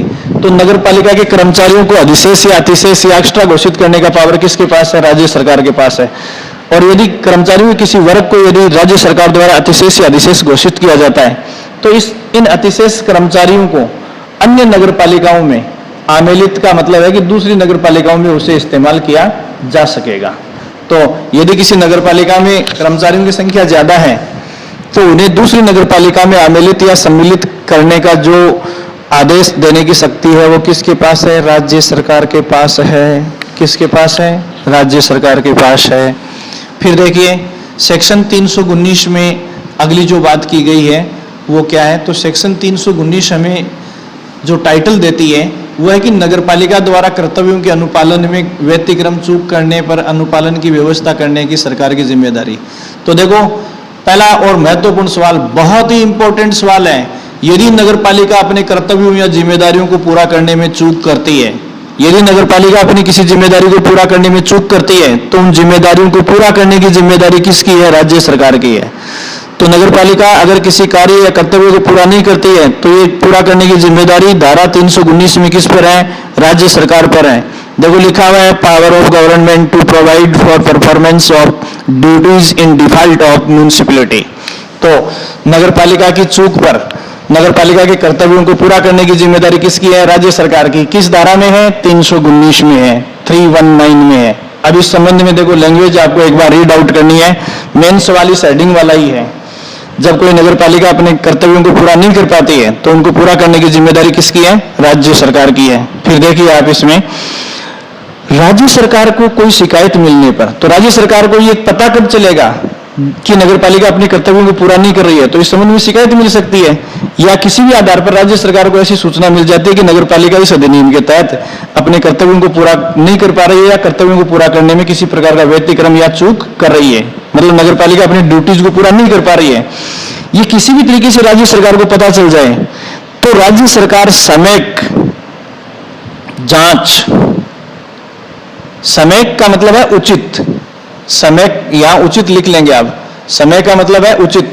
तो जब राज्य सरकार को ये शिकायत होती है या किसी अन्य आधार पर पता चलता है कि कोई नगर पालिका अपनी ड्यूटी पूरी नहीं कर रही है, तो राज्य सरकार पहले उसकी उचित जांच करेगी और जांच करने के बाद उस कर्तव्य का अनुपालन कराने के लिए कालावधि नियत कर सकेगी। पहले समय निर्धारित करेगी कि इतनी समय में इस कार्य को पूरा किया जाए, ठीक है, सकेगी। यदि राज्य सरकार ये समाधान हो जाए कि ये काट देना, राज्य सरकार को ये समाधान हो जाए कि है, ये आगे वाला नहीं है, केवल छोटी की पढ़ेंगे। राज्य सरकार को ये समाधान हो जाए कि नगरपालिका उस सभी कथित व्यतिक्रम की दोषी है, मतलब उस अभी को काट देना, उस कथित व्यतिक्रम की दोषी है। कथित व्यतिक्रम मतलब किस चूक की, जिसकी या तो शिकायत की जाती है या राज्य सरकार को किसी अन्य आधार पर पता चलता है कि ये चूक नगरपालिका ने की है, और जांच में यदि ये पाया जाता है कि नगरपालिका ऐसी चूक करने की दोषी रही है, तो देखिए क्या हो सकता है। यदि नियत कालावधि में नगरपालिका उस कर्तव्य का अनुपालन, तो देखो पहले जैसे पता चलेगा राज्य सरकार को, तो नगरपालिका को एक डेडलाइन या टाइम लिमिट देगी सरकार की, इस समय में इतनी समय में ये कार्य पूरा करें जिसकी आपने चूक की है। और वो जो टाइम की डेडलाइन भी है, यदि उस टाइम की डेडलाइन में भी नगरपालिका उस कार्य को करने में विफल हो जाती है, तो उसके बाद कहने का मतलब एक अवसर समय सीमा के साथ राज्य सरकार किसको देगी, नगरपालिका को देगी, और वो एक अवसर समय सीमा के साथ नगरपालिका को राज्य सरकार देगी। उस समय में भी यदि नगरपालिका उस कार्य को नहीं कर पाती है, तो राज्य सरकार क्या करेगी, तो राज्य सरकार उसका अनुपालन कराने के लिए किसी व्यक्ति को नियुक्त करेगी। किसी भी व्यक्ति को नगरपालिका द्वारा चूक किए गए कार्यों को नियुक्त करेगी। कौन करेगी, राज्य सरकार, ठीक है, कि उसका अनुपालन करवाया जाए। और ऐसे व्यक्ति को युक्त पारिश्रमिक सहित वे संबंधित सभी संदाय नगरपालिका द्वारा तुरंत भुगतान किए जाएंगे। और यदि नगरपालिका द्वारा किए जाने वाले कार्य राज्य सरकार किसी व्यक्ति से करवाती है, तो उससे संबंधित समस्त खर्चे और चार्जेज या भुगतान जो हैं वो किसकी ओर से किए जाएंगे, नगरपालिका की ओर से किए जाएंगे। तो ये सारे भुगतान किसकी ओर से किए जाएंगे, नगरपालिका की ओर से किए जाएंगे। फिर देखो अगली बात इसमें क्या है, यदि नगरपालिका द्वारा ऐसे अब देखो नगरपालिका को काम करना था, नहीं किया, फिर एक बार अवसर दिया, निर्धारित समय में नगरपालिका नहीं कर पाई, तो फिर वो काम किसी व्यक्ति से कौन करवाएगी, राज्य सरकार करवाएगी। और राज्य सरकार वो भुगतान करने का आदेश किसको देगी, नगरपालिका को। और ऐसा भुगतान यदि नगरपालिका नहीं करती है, तो देखिए यदि नगरपालिका द्वारा ऐसे पारिश्रमिक का संदाय नहीं किया जाता है, तो राज्य सरकार वही पहले वाली थी में ऐसे व्यक्ति को उस भुगतान का आदेश देगी जिसकी अभिरक्षा में नगरपालिका का धन या नगरपालिका की धनराशि पड़ी है, ठीक है। फिर वही बात नगरपालिका के लिए, वह समय समय पर ऐसी धनराशि या तो जमा करता है या उसके पास कोष पड़ा है, ठीक है, तो वो व्यक्ति ऐसे हुए और पारिश्रमिक के संदाय हेतु क्या होगा, पालन के लिए ये अवध नहीं आबद्ध है। मतलब जिस व्यक्ति के पास नगरपालिका का धन पड़ा है और उसे राज्य सरकार उस व्यक्ति को भुगतान करने का आदेश देती है जिसने नगरपालिका का काम किया है, तो उस व्यक्ति को भुगतान करने के लिए वो व्यक्ति क्या होगा, आबद्ध होगा या बाध्य होगा। फिर देखिए इसमें धारा 320 क्या कहती है, नगरपालिका की स्थापना होने तक उसकी शक्तियों का प्रयोग। तो देखिए कई बार क्या होता है कि जैसे ये ग्रामीण क्षेत्र है, ग्राम पंचायत है, और इस ग्राम पंचायत को नगरपालिका घोषित कर दिया है, ठीक है, आज गजट में नोटिफाई करके इस ग्राम पंचायत को क्या बना दिया, नगरपालिका बना दिया है। अब इस नगरपालिका में अध्यक्ष और उपाध्यक्ष और सदस्यों का जब तक चुनाव नहीं होगा, तब तक इस ग्राम पंचायत को नगरपालिका में कन्वर्ट करने के बाद नगरपालिका की शक्तियों का प्रयोग कैसे किया जाएगा। नगरपालिका बन गई, ग्राम पंचायत से नगरपालिका बना दिया, तो उसकी शक्तियों का प्रयोग कौन और कैसे करेगा, इस संबंध में सेक्शन 320 क्या कहता है। तो देखिए जब राज्य सरकार किसी नई नगरपालिका का सृजन करती है तथा जब तक नगरपालिका की स्थापना नहीं होती, नगरपालिका की स्थापना तब होती है जब उसके सदस्यों का चुनाव हो जाता है, कहने का मतलब जब तक उनका चुनाव नहीं होता है तब तक इस तय को काट दें, तब तक वह ऐसे अधिकारी को या किसी समिति को या राज्य सरकार द्वारा इस निमित्त नियुक्त किसी पदाधिकारी को उसकी स्थापना तक अधिनियम के तहत शक्तियों और कर्तव्यों का पालन करने का निर्देश दे सकेगी। तो जैसे ही किसी नई नगरपालिका को बनाया जाएगा, तो जब तक उस नगरपालिका का चुनाव नहीं हो जाता तब तक राज्य सरकार किसी अधिकारी को नियुक्त करके नगरपालिका में जो शक्तियां और कर्तव्य होते हैं वो सारे ऐसे अधिकारी को राज्य सरकार सौंप सकती है, ठीक है। फिर ऐसा अधिकारी या समिति या प्राधिकारी इस अधिनियम के प्रयोजनों के लिए नगरपालिका के गठन तक नगरपालिका समझा जाएगा। तो कहने का मतलब जब तक नगरपालिका के सदस्यों का चुनाव नहीं हो जाता तब तक राज्य सरकार द्वारा नियुक्त जो अधिकारी, प्राधिकारी या समिति है, कोई अधिकारी को भी काम सौंपा जा सकता है, किसी समिति को काम सौंपा जा सकता है। प्राधिकारी का मतलब कोई अथॉरिटी, कोई संस्था हो सकती है। तो जब तक नगर पालिका का नया चुनाव नहीं होगा तब तक उसी अधिकारी को, उसी समिति को या उसी प्राधिकारी को क्या समझा जाएगा? नगर पालिका समझा जाएगा। ठीक है, जब तक नगर पालिका का गठन नहीं हो जाता। फिर देखिए, यदि नवगठित नगर पालिका की शक्तियों को राज्य सरकार किसी ऐसे अधिकारी, समिति या पदाधिकारी को सौंपती है तो वह नगर पालिका के सृजन के भीतर, देखो सृजन के 6 माह के भीतर निर्वाचन कराने तथा नगर पालिका का गठन करने के लिए जिम्मेदार होगा तथा नगर पालिका के गठन के पश्चात शीघ्रता से उसके कर्तव्य ग्रहण किए जाने की व्यवस्था करेगा। तो देखो, मान लो कि इस नगर पालिका को, ये नई नगर पालिका गठित की है, चुनाव तक यहाँ किसी अधिकारी, समिति या प्राधिकारी को नगर पालिका की शक्ति सौंपी गई है, तो जिस तिथि को इस नगर पालिका का गठन किया जाएगा उस तिथि से 6 माह के भीतर भीतर इस नगर पालिका का चुनाव जरूरी है। तो पहली बात तो नवगठित नगर पालिका का चुनाव जो कितने समय में होना जरूरी है? 6 माह में। ठीक है, और जैसे 6 माह में नगर पालिका का चुनाव हो जाएगा तो वो अधिकारी, समिति या प्राधिकारी जिसके पास नगर पालिका की शक्ति है उसको हैंड ओवर कर देगा, उसे सौंप देगा। या इसको दूसरी भाषा में कैसे पूछा जा सकता है कि किसी भी नवगठित नगर पालिका की कर्तव्य और शक्तियों को किसी अधिकारी, समिति या प्राधिकारी को अधिकतम कितनी अवधि के लिए सौंपा जा सकता है? 6 माह के लिए। अधिकतम 6 माह के लिए सौंपा जा सकता है। इसका मतलब वही है कि 6 माह के भीतर भीतर उस नवगठित नगर पालिका का चुनाव करवाना जरूरी होगा। ये मतलब है इसका। फिर देखिए, यदि किसी नवसर्जित नगर पालिका के लिए कर्तव्य और शक्तियों को राज्य सरकार किसी अधिकारी, समिति या किसी प्राधिकारी को सौंपती है तो वह कोई नया कर प्रस्तावित नहीं करेगा। देखो, मैं आपको बताऊं कि जैसे नगर पालिका की सरकार के पास कोई कर वगैरह प्रस्तावित करने की छूट होती है, लेकिन जब तक नगर पालिका का चुनाव नहीं होगा तब तक किसी अधिकारी, प्राधिकारी या समिति को जो शक्ति सौंपी गई है नगर पालिका की, उन शक्तियों में नया टैक्स लगाने की या नया कर अधिरोपित या प्रस्तावित करने की शक्ति उनको नहीं होगी, और न ही अधिरोपित करेगा और न ही नगर पालिका अधिनियम के तहत कोई उप विधि बनाएगा। तो देखो, सामान्यतः नगर पालिका अधिनियम के तहत उप विधि नगर पालिका बनाती है। नगर पालिका अधिनियम 2009 के तहत उप विधि बनाने की शक्ति किसकी है? नगर पालिका की है। और नवगठित नगर पालिका के लिए जब तक जिम्मेदारी किसी अधिकारी, प्राधिकारी या समिति को सौंपी जाती है तो वो उप विधि नहीं बनाएगा, क्योंकि उप विधि बनाने के लिए नगर पालिका का निर्वाचन या चुनाव होना जरूरी है, या निर्वाचित जो नगर पालिका वही नगर पालिका अधिनियम के तहत उप विधियों का निर्माण कर सकती है। फिर देखिए, इसमें सेक्शन 321 क्या कहता है? सेक्शन 321 अपने को ये कहता है, टाइटल देखिए सेक्शन 321 का, उस व्यक्ति को जिसकी अभिरक्षा में नगर पालिका निधि है सरकारी देयों का संदाय करने का निर्देश देने की सरकार की शक्ति। देखो, ऊपर मैं डिटेल से बता रहा हूं कि जहां जहां राज्य सरकार के निर्देश पर नगर पालिका को कोई भुगतान करना है और नगर पालिका कोई भुगतान नहीं करती है तो फिर राज्य सरकार वो निर्देश किसे देती है? ऐसे व्यक्ति या ऐसे अधिकारी को देती है जिसके कब्जे में नगर पालिका का फंड या निधि पड़ी है। ठीक है, तो देखो, जिस व्यक्ति की अभिरक्षा में या जिस व्यक्ति के कब्जे में नगर पालिका की निधि है उससे सरकार के प्रति जितनी जिम्मेदारी नगर पालिका की बनती है या नगर पालिका को, राज्य सरकार को जितने भुगतान करने हैं वो सारे भुगतान करने का निर्देश देने की शक्ति किसको है? राज्य सरकार को। या सिंपल सी बात यह है कि राज्य सरकार को नगर पालिका को जो भी भुगतान करना होता है वो भुगतान यदि नगर पालिका नहीं करती है तो राज्य सरकार उस व्यक्ति को वो भुगतान करने का निर्देश देगी जिसके कब्जे में नगर पालिका की निधि या फंड पड़ा है। ठीक है, इस संबंध में देखिए क्या प्रावधान है।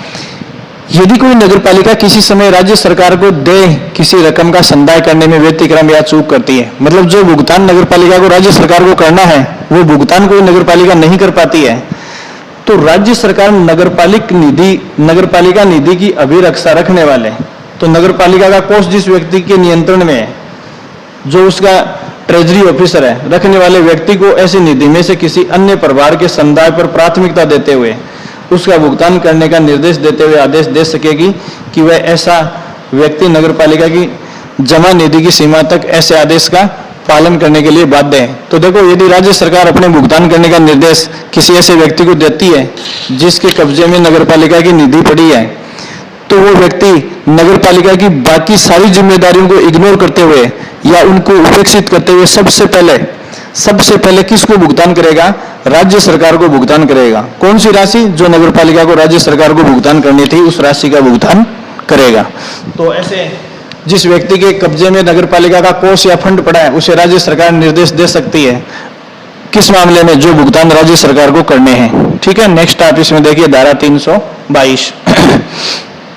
धारा 322 का देखो, क्षमता न होने या 2/3 से कम निर्वाचित सदस्य होने की दशा में नगर पालिका को विघटित करने की राज्य सरकार की शक्ति। तो देखो बहुत इंपॉर्टेंट सवाल है। इस हेडिंग में 4-5 सवाल है आपके लिए इंपॉर्टेंट। पहला देखो क्या है, देखो क्षमता न होने, कहने का मतलब कोई नगर पालिका कार्य करने में समर्थ नहीं है, उस आधार पर नगर पालिका को विघटित किया जा सकता है। या यदि किसी नगर पालिका के पास 2/3 बहुमत नहीं बचा निर्वाचित सदस्यों का, इस आधार पर भी उसे भंग किया जा सकता है। तीसरा सवाल यह है कि नगर पालिका को विघटित करने की शक्ति किसके पास है? राज्य सरकार को है। नगर पालिका को विघटित करने की शक्ति किसके पास है? राज्य सरकार के पास है। राज्य सरकार किन आधारों पर? या तो नगर पालिका सक्षम नहीं रही है, या नगर पालिका के पास निर्वाचित सदस्यों का बहुमत जो है वो 2/3 से कम हो गया है। तो इन दोनों आधारों पर राज्य सरकार जो है नगर पालिका को विघटित कर सकती है। या चौथी लैंग्वेज ये हो सकती है कि नगर पालिका को विघटित करने की राज्य सरकार की शक्ति जो है वो कौन सी धारा में है? तो धारा 322 में राज्य सरकार को नगर पालिका को डिसोल्यूट या विघटित करने की शक्ति है 322 में। किन आधारों पर? असमर्थ होने पर या 2/3 से कम बहुमत होने पर। कौन विघटित कर सकता है? राज्य सरकार विघटित कर सकती है। ठीक है, ये चीज आपको दे। और ये 2/3 बहुमत में खाली किसको शामिल किया जाएगा? केवल निर्वाचित सदस्यों को शामिल किया जाएगा। बहुमत जब देखा जाएगा, मनोनीत सदस्यों को इसमें शामिल नहीं किया जाएगा। फिर देखिए इस संबंध में जो डिटेल है, जो सवाल है वो इसकी हेडिंग में मैंने आपको बता दी है। इसी बात को नीचे एक्सप्लेन किया गया है, डिटेल दिया गया है, देखो आपके सामने। तो देखो विघटन के मामले में सारी चीजें जो है वो आपको यहाँ तक सेक्शन 322 में मिलेंगी। तो सेक्शन 322 में देखो नगर पालिका को विघटित करने की राज्य सरकार की शक्ति के मामले में जो लैंग्वेज आपको रीड आउट करनी है वो देखिए। यदि किसी समय राज्य सरकार का यह समाधान हो जाए कि नगर पालिका इस अधिनियम या किसी अन्य विधि के तहत निम्न में से किसी की दोषी है, तो राज्य सरकार ऐसा कारण बताते हुए, देखो राज्य सरकार कारण बताते हुए राजपत्र में प्रकाशित करके ये घोषणा कर सकेगी कि नगर पालिका एक्शन या व्यतिक्रम है। तो देखो नगर पालिका व्यतिक्रम का मतलब है चूक करने वाली है या असमर्थ हो गई है, या उसने अपनी शक्तियों का अतिक्रमण या दुरुपयोग किया है। तो राज्य सरकार असमर्थता या चूक करने या अतिक्रमण या शक्तियों का दुरुपयोग, इनमें से किसी भी आधार के ऊपर जो है राज्य सरकार नगर पालिका को विघटित करने का आदेश दे सकती है। और ये आदेश किस में प्रकाशित किया जाएगा? राजपत्र में प्रकाशित किया जाएगा। और जिस तिथि को राजपत्र में ये आदेश प्रकाशित हो जाएगा उसी तिथि से उस नगर पालिका को विघटित माना जाएगा या विघटित किया जा सकेगा। अब किन किन आधार पर विघटित की जा सकती है, ये बहुत ही इंपॉर्टेंट बात है। तो देखो नगर पालिका अपने ऊपर अधिरोपित कर्तव्यों का पालन करने में सक्षम नहीं है। कहने का मतलब राज्य सरकार किन किन आधारों पर नगर पालिका को विघटित कर सकती है। तो पहली बात तो यह है कि नगर पालिका के ऊपर जो जिम्मेदारियां डाली गई है उन जिम्मेदारियों को करने में नगर पालिका विफल हो गई है, असमर्थ हो गई है, सक्षम नहीं रही है, तो इस आधार पर राज्य सरकार उसे विघटित कर सकती है। दूसरा देखो उनका पालन करने में, देखो नगर पालिका की जो जिम्मेदारियां हैं उन जिम्मेदारियों का पालन करने में नगर पालिका बार बार चूक कर रही है, तो ये भी लगभग असमर्थ होने के इक्वल ही है। तो बार बार चूक करने के आधार पर भी विघटित किया जा सकता है। या फिर नगर पालिका ने अपनी शक्तियों का अतिक्रमण किया है, मतलब अपने जुरिस्डिक्शन या क्षेत्राधिकार से बाहर जाकर उसने काम करना शुरू कर दिया, या अपनी शक्तियों का नगर पालिका ने दुरुपयोग किया है। तो इनमें से देखो असमर्थता के आधार पर, कार्य दायित्वों का बार बार चूक करने पर, अतिक्रमण या दुरुपयोग के आधार पर, इन चारों में से किसी भी आधार पर धारा 322 के तहत राज्य सरकार नगर पालिका को क्या कर सकती है? विघटित कर सकती है। फिर देखिए इस धारा के अधीन किसी नगर पालिका को विघटित करने की कार्यवाही राज्य सरकार द्वारा तब तक नहीं की जाएगी जब तक कि नगर पालिका के अध्यक्ष को स्पष्टीकरण और सुनवाई का अवसर प्रदान नहीं कर दिया जाता। देखो नगर पालिका असमर्थ हो गई है, दायित्वों का बार बार चूक कर रही है, शक्तियों का अतिक्रमण या दुरुपयोग कर रही है। अगर ऐसा राज्य सरकार को समाधान हो जाता है तो राज्य सरकार सबसे पहले उस नगर पालिका के अध्यक्ष को स्पष्टीकरण देने और सुनवाई देने का अवसर देगी। मतलब अध्यक्ष को सुने बिना, मतलब अध्यक्ष, सभापति या महापौर जो भी है जिस नगर पालिका का, उसको राज्य सरकार सुनवाई का अवसर देगी। कहने का मतलब ये है कि नगर पालिका अध्यक्ष को सुनवाई का युक्तियुक्त अवसर प्रदान करने के पश्चात ही किसी नगर पालिका को विघटित कर सकती है। तो देखो विघटित करने का ये आधार है बार बार चूक, असमर्थता, अतिक्रमण, दुरुपयोग। लेकिन विघटित करने से पहले राज्य सरकार उस नगर पालिका के अध्यक्ष को सुनवाई का अवसर प्रदान करेगी। ठीक है, और उसके बाद विघटन का आदेश जो है, विघटन का आदेश किस में प्रकाशित किया जाएगा? राजपत्र में प्रकाशित किया जाएगा। और जिस दिन राज्य सरकार द्वारा विघटित करने का आदेश राजपत्र में प्रकाशित कर दिया जाएगा, उसी तिथि से उस नगर पालिका को विघटित माना जाएगा। फिर देखिए ये धारा आगे वाला प्रावधान क्या करती है। इस धारा के अधीन किसी नगर पालिका को विघटित करने वाला आदेश तब तक पारित नहीं किया जाएगा। देखो, सुनवाई का अवसर तो दिया ही जाएगा, इसके अलावा और क्या फॉर्मेलिटी की जाएंगी? तो उन फॉर्मेलिटीज में पहली फॉर्मेलिटी देखो, राज्य सरकार ने नगर पालिका के विरुद्ध आरोपों को स्पष्ट लेखबद्ध करने का विवरण तैयार कर लिया हो। तो सबसे पहले उन कारणों को राज्य सरकार लेखबद्ध करेगी जिनके आधार पर उस नगर पालिका का विघटन किया जा रहा है। ठीक है, तथा निर्धारित रीति से गठित किसी अधिकरण से उसकी जांच करवाकर उसका निष्कर्ष निकाल लिया गया हो। तो देखो, सबसे पहले कारणों को लेखबद्ध करेगी राज्य सरकार की, इन कारणों के चलते इस नगर पालिका का विघटित किया जाना प्रस्तावित है।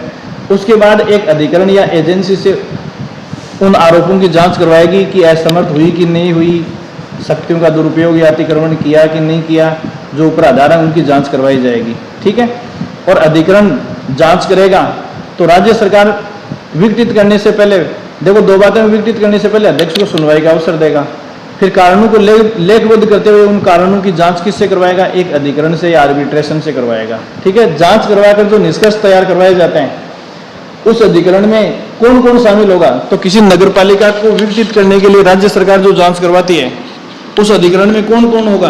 तो देखो, उस अधिकरण का एक तो अध्यक्ष बनाया जाएगा। ध्यान रखना, जांच करने के लिए जो अधिकरण या संस्था बनाई जाती है, उसका अध्यक्ष वो नहीं है जो नगर पालिका वाला है, वो तो इस अभिकरण का अध्यक्ष बनाया जाएगा और 2 अन्य सदस्य होंगे। कहने का मतलब, जिस अधिकरण से राज्य सरकार नगर पालिका के विघटन के आधारों की जांच करवाएगी, उसमें मिनिमम 3 सदस्य होंगे, एक अध्यक्ष होगा और 2 अन्य सदस्य होंगे। तो उस अधिकरण में मिनिमम कितने सदस्य? 3, एक अध्यक्ष प्लस 2 अन्य सदस्य होंगे। ठीक है। फिर देखिए आप इसमें अगला जो प्रावधान है वो क्या है? राज्य सरकार के आरोप जब तक ऐसे अधिकरण के, राज्य सरकार के आरोप जब तक ऐसे अधिकरण के निष्कर्षों के अनुरूप, तो देखो राज्य सरकार जिन आरोपों पर नगर पालिका का विघटन करना चाहती है, वो आरोप और उस अधिकरण के निष्कर्ष यदि एक जैसे नहीं हो तो नगर पालिका को विघटित नहीं किया जाएगा। तो राज्य सरकार के आरोप और अधिकरण के निष्कर्ष जब समरूप होंगे तो ही नगर पालिका को विघटित किया जाएगा। अगर राज्य सरकार के आरोप अलग हैं और उस अधिकरण की जांच में निष्कर्ष अलग सामने आए तो इस सिचुएशन में नगर पालिका को विघटित नहीं किया जाएगा। ठीक है, कहने का मतलब दोनों रिपोर्ट, राज्य सरकार के आरोप और अधिकरण की रिपोर्ट दोनों एक जैसी है तो ही हटाया जाएगा। फिर देखो, यदि किसी नगर पालिका में कुल स्थानों के 2/3, तो देखो निर्वाचित सदस्यों का 2/3 से कम सदस्य बचे हैं, अगर नगर पालिका में अधिक मतलब 2/3 से कम सीटें बची हैं या 2/3 से ज्यादा सीटें जो खाली हैं, तो नगर पालिका अधिनियम के तहत कोई भी नगर पालिका अपने ऊपर अधिरोपित कर्तव्यों का पालन करने में सक्षम नहीं है। तो देखो, किसी भी नगर पालिका को काम करने के लिए एनी टाइम कितना बहुमत चाहिए? 2/3 बहुमत चाहिए। ये थोड़ी भाषा अटपटी है। देखो, किसी नगर पालिका में कुल स्थानों के 2/3 नहीं, यहाँ 1 पढ़ेंगे आप, 1/3 पढ़ेंगे, क्योंकि 2/3 सदस्य चाहिए, तो फिर कितने बच गए? 1/3। तो 1/3 सीटें खाली हैं, वहां तक तो नगर पालिका काम कर सकते हैं। इस 2 की जगह आप पढ़ेंगे 1/3, 1/3 सीटें खाली हो सकती हैं, वहां तक नगर पालिका काम कर सकती है। लेकिन क्योंकि नगर पालिका के लिए 2/3 बहुमत जरूरी है, तो या तो 2/3 से कम सदस्य बचे या 1/3 से ज्यादा सीटें खाली हो गई, तो उस स्थिति में नगर पालिका अधिनियम 2009 के तहत नगर पालिका को कोई कार्य करने का जो कार्य करने की क्षमता वो नहीं बचेगी। तो किसी भी नगर पालिका को काम करने के लिए निर्वाचित सदस्यों का मिनिमम कितना बहुमत चाहिए? 2/3 बहुमत है तो ही नगर पालिका इस अधिनियम के तहत काम करेगी। अर्थात यदि किसी नगर पालिका में निर्वाचित सदस्य कुल सदस्य संख्या के 2/3 से कम हो जाते हैं तो राज्य सरकार उस नगर पालिका को विघटित करेगी। तो यहां जांच करवाने की जरूरत नहीं है। देखो, सदस्य 2/3 से कम हो गए तो बिना जांच के हटा देगी। अर्थात नगर पालिका की कार्यवाही संचालन के लिए, ये सवाल इंपॉर्टेंट है, नगर पालिका की कार्यवाही संचालन के लिए न्यूनतम कितने सदस्यों का होना जरूरी है? 2 से 6 सदस्यों का। या इसको दूसरी भाषा में यूं पूछा जा सकता है कि नगर पालिका काम करे, इसके लिए अधिकतम कितनी सीटें खाली रह सकती हैं? 1/3 सीटें खाली रह सकती हैं। और ये सीटें मनोनीत सदस्यों की नहीं है, खाली किसकी है? निर्वाचित सदस्यों की है। ठीक है, ये चीज आप ध्यान में रखेंगे। फिर देखिए, यदि किसी नगरपालिका को धारा 322(1) के अधीन विघटित कर दिया जाता है, तो राज्य सरकार किस धारा के तहत किसी नगरपालिका को विघटित करती है? 322। और 322 की कौन सी उपधारा में? 322(1) के अधीन नगरपालिका को राज्य सरकार विघटित करती है। तो यदि नगरपालिका को विघटित कर दिया जाता है तो इसका क्या रिजल्ट, क्या नतीजे या क्या प्रभाव या क्या परिणाम होंगे? तो किसी नगरपालिका के विघटित होने का परिणाम या प्रभाव क्या होता है, इस संबंध में देखिए। पहला परिणाम या प्रभाव तो ये निकलेगा कि नगरपालिका के अध्यक्ष, उपाध्यक्ष सहित समस्त सदस्य आदेश में विनिर्दिष्ट तारीख से अपने अपने पद रिक्त कर देंगे। मतलब जिस दिन सरकार विघटन की अधिसूचना राजपत्र में जारी करेगी, उसी दिन से अध्यक्ष, उपाध्यक्ष और सदस्य अपने पदों को खाली कर देंगे। लेकिन इससे उनकी पुनर्निर्वाचन या पुनर्नियुक्ति की पात्रता समाप्त नहीं होगी। कहने का मतलब वो अपना पद खाली कर देंगे, लेकिन अगले चुनाव को लड़ने के लिए योग्य बने रहेंगे। मतलब अगले चुनाव के लिए उनको निर्योग्य नहीं समझा जाएगा, क्योंकि ये मामला किसका है? केवल बहुमत का है। ठीक है, किसी सदस्य पर कोई आरोप नहीं होता है। फिर देखो, नगरपालिका के विघटन की कालावधि के दौरान नगरपालिका की सभी शक्तियों का प्रयोग तथा कर्तव्यों का पालन ऐसे अधिकारी द्वारा किया जाएगा जिसे राज्य सरकार नियुक्त करे। वही बात है, अगर नवगठित नगरपालिका का चुनाव जब तक नहीं होगा तब तक भी राज्य सरकार द्वारा नियुक्त अधिकारी उसको संभालता है। और यदि कोई नगरपालिका बीच में विघटित हो जाती है तो भी नगरपालिका की शक्तियों और कर्तव्यों को कौन संभालेगा? वो अधिकारी संभालेगा जिसे राज्य सरकार नगरपालिका के कर्तव्यों और शक्तियों के लिए नियुक्त करेगा। फिर तीसरा प्रभाव क्या है? यदि कोई नगरपालिका अपना कार्यकाल पूर्ण होने से पहले विघटित हो जाती है तो विघटन की तारीख से 6 माह की कालावधि समाप्त होने से पहले निर्वाचन करवाया जाएगा। मतलब विघटित होने वाली नगरपालिका का कार्यकाल यदि 6 माह से ज्यादा बचा है तो 6 माह के भीतर उसका चुनाव करवाया जाएगा। वही बात है जो जगह जगह मैंने आपको बताई है। लेकिन यदि विघटित होने वाली नगरपालिका की शेष कालावधि 6 माह से कम बची है तो उस स्थिति में नगरपालिका का दोबारा चुनाव या मध्यावधि चुनाव करवाना जरूरी नहीं है। ये बात बहुत बार बता चुका हूं, ज्यादा रिपीट करने की जरूरत नहीं है। फिर चौथा प्रभाव क्या होगा? यदि किसी नगरपालिका को कार्यकाल की समाप्ति से पूर्व विघटित किया जाता है तो इस प्रकार बीच में गठित की गई नगरपालिका, अगर मध्यावधि चुनाव से कोई नगरपालिका गठित की जाएगी तो 5 साल के लिए नहीं होकर विघटित की जाने वाली नगरपालिका के शेष कार्यकाल के लिए ही वो गठित की जाएगी। जैसे 3 साल बाद किसी नगरपालिका को विघटित किया जाता है तो चुनाव से आने वाली जो नगरपालिका वो अधिकतम बची हुई 2 साल की अवधि के लिए रहेगी। इसका मतलब क्या है? अर्थात नगरपालिका के विघटन पर नवगठित नगरपालिका केवल उतने समय के लिए कार्य करेगी जबकि पूर्व नगरपालिका उस दशा में काम करती जब वह विघटित नहीं होती। तो विघटित होने वाली अगर विघटित नहीं होती तो कितने समय तक बनी रहती? उतने ही समय तक बीच में चुनाव से आने वाली नगरपालिका काम करेगी। और 5वां इफेक्ट जो है, जब किसी नगरपालिका के विघटन का कोई आदेश कर दिया जाता है, मतलब राजपत्र में प्रकाशित कर दिया आदेश सरकार ने, तो उसके पश्चात उसके कारणों के कथन के साथ उसे राज्य विधानमंडल के सदन के सम्मुख यथाशीघ्र रखा जाएगा। तो देखो, ये बहुत बड़ी बात है, बहुत बड़ा सवाल है। यदि राज्य सरकार ने किसी नगरपालिका को विघटित करके उसको गजट में नोटिफाई कर दिया, राजपत्र में प्रकाशित कर दिया है, तो उस नगरपालिका को क्यों विघटित किया? सरकार उन कारणों को लिखते हुए विधानमंडल के सम्मुख, मतलब विधानसभा के सामने उसको यथाशीघ्र रखा जाएगा। जैसे विधानसभा की बैठक होगी तो सरकार द्वारा किसी नगरपालिका को विघटित करने का आदेश राजपत्र में प्रकाशित करना अंतिम पड़ाव नहीं है। उसके बाद भी विधानसभा के सामने कारणों को अभिलिखित करते हुए सरकार को विधानसभा के सामने पेश करना पड़ेगा। ये चीज है। फिर आगे देखिए आप, इसमें सेक्शन 323 क्या कहता है? तो देखो, सेक्शन 323 जो है उसका टाइटल आपको बता रहा है कि नगरपालिका तथा एक या अधिक स्थानीय पदाधिकारियों के बीच विवाद। देखो, एक तरफ तो पार्टी कौन है? नगरपालिका, तथा दूसरी तरफ एक या एक से अधिक स्थानीय पदाधिकारी है। तो देखो, नगरपालिका और अन्य अथॉरिटीज के बीच कोई विवाद उत्पन्न हो जाता है, जैसे नगरपालिका और यूआईटी के बीच हो गया, नगरपालिका और जेडीए के बीच हो गया। अगर इस प्रकार का कोई विवाद उत्पन्न हो जाता है, जैसे सीकर नगर परिषद और सीकर यूआईटी के बीच में कोई विवाद हो जाए, तो ऐसे विवाद के संबंध में नगरपालिका अधिनियम क्या कहता है? तो देखो, dispute between A municipality and 1 और मोर लोकल अथॉरिटीज, ठीक है, इनके बीच अगर किसी प्रकार का विवाद उत्पन्न हो जाता है तो ये अधिनियम क्या कहता है? तो थोड़ा सा इसके बारे में आप समझेंगे, सिर्फ सेंटेंस को रीड आउट करना है। नगरपालिका अधिनियम सहित किसी भी अन्य विधि के उपबंधों के अधीन यदि किसी मामले को लेकर नगरपालिका तथा एक या अधिक अन्य प्राधिकारियों के बीच कोई विवाद उत्पन्न हो जाता है तथा उसे निश्चित करने के लिए इस अधिनियम में या अन्य विधि में कोई उपबंध नहीं है, तो देखो पहली बात तो ये कि नगर पालिका और किसी अन्य अथॉरिटी के बीच, अथॉरिटी का मतलब जैसे यूआईटी, जेडीए ये हैं, तो इनके बीच कोई विवाद उत्पन्न हो जाता है, तो पहली बात तो उस विवाद को निपटाने के लिए अगर किसी कानून में कोई समाधान लिखा हुआ है तब तो उस कानून के अनुरूप ही उसका समाधान किया जाएगा। लेकिन किसी भी कानून में उनके बीच उत्पन्न होने वाले डिस्प्यूट को निपटाने की व्यवस्था यदि नहीं है तो देखो क्या होगा, और इस प्रकार के विवाद को सौहार्दपूर्ण समझौते से नहीं निपटाया जा सकता। तो ना तो किसी कानून में व्यवस्था है और ना ही ऐसे विवाद को निपटाने का समझौता किया जा सकता है। तो ऐसी स्थिति में उस डिस्प्यूट को कैसे निपटाया जाएगा, देखिए आप इसमें पहली बात तो इसमें लिखी हुई है, यदि विवाद उसी जिले की किसी अन्य नगर पालिका से या किसी पंचायत से है तो कलेक्टर विवाद का संज्ञान लेगा।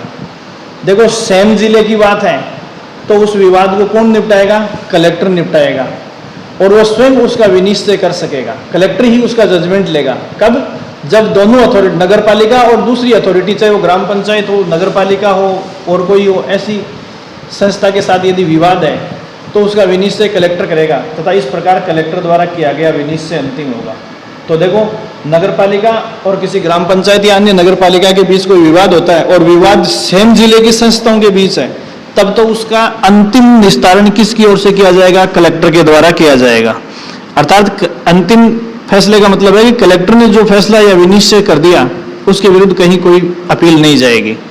दूसरा क्या है, जैसे नगर पालिका किसी दूसरे जिले में स्थित है और उसका विवाद किसी दूसरी ग्राम पंचायत या किसी नगर पालिका से, वो दूसरे जिले में है, तो देखो अलग अलग जिलों के बीच की अथॉरिटी के बीच में नगर पालिका से संबंधित विवाद है, तो देखो उस जिले के बाहर के अन्य सभी मामलों में संभागीय आयुक्त को, तो सेम जिले का कलेक्टर और विभिन्न जिलों की स्थिति है तो उसमें संभागीय आयुक्त उस मामले को निपटाएगा, संज्ञान लेगा और उसका विनिश्चय करेगा। और संभागीय आयुक्त का ये विनीत नहीं है, ये विनिश्चय है, संभागीय आयुक्त का विनिश्चय या फैसला जो है वो अंतिम होगा।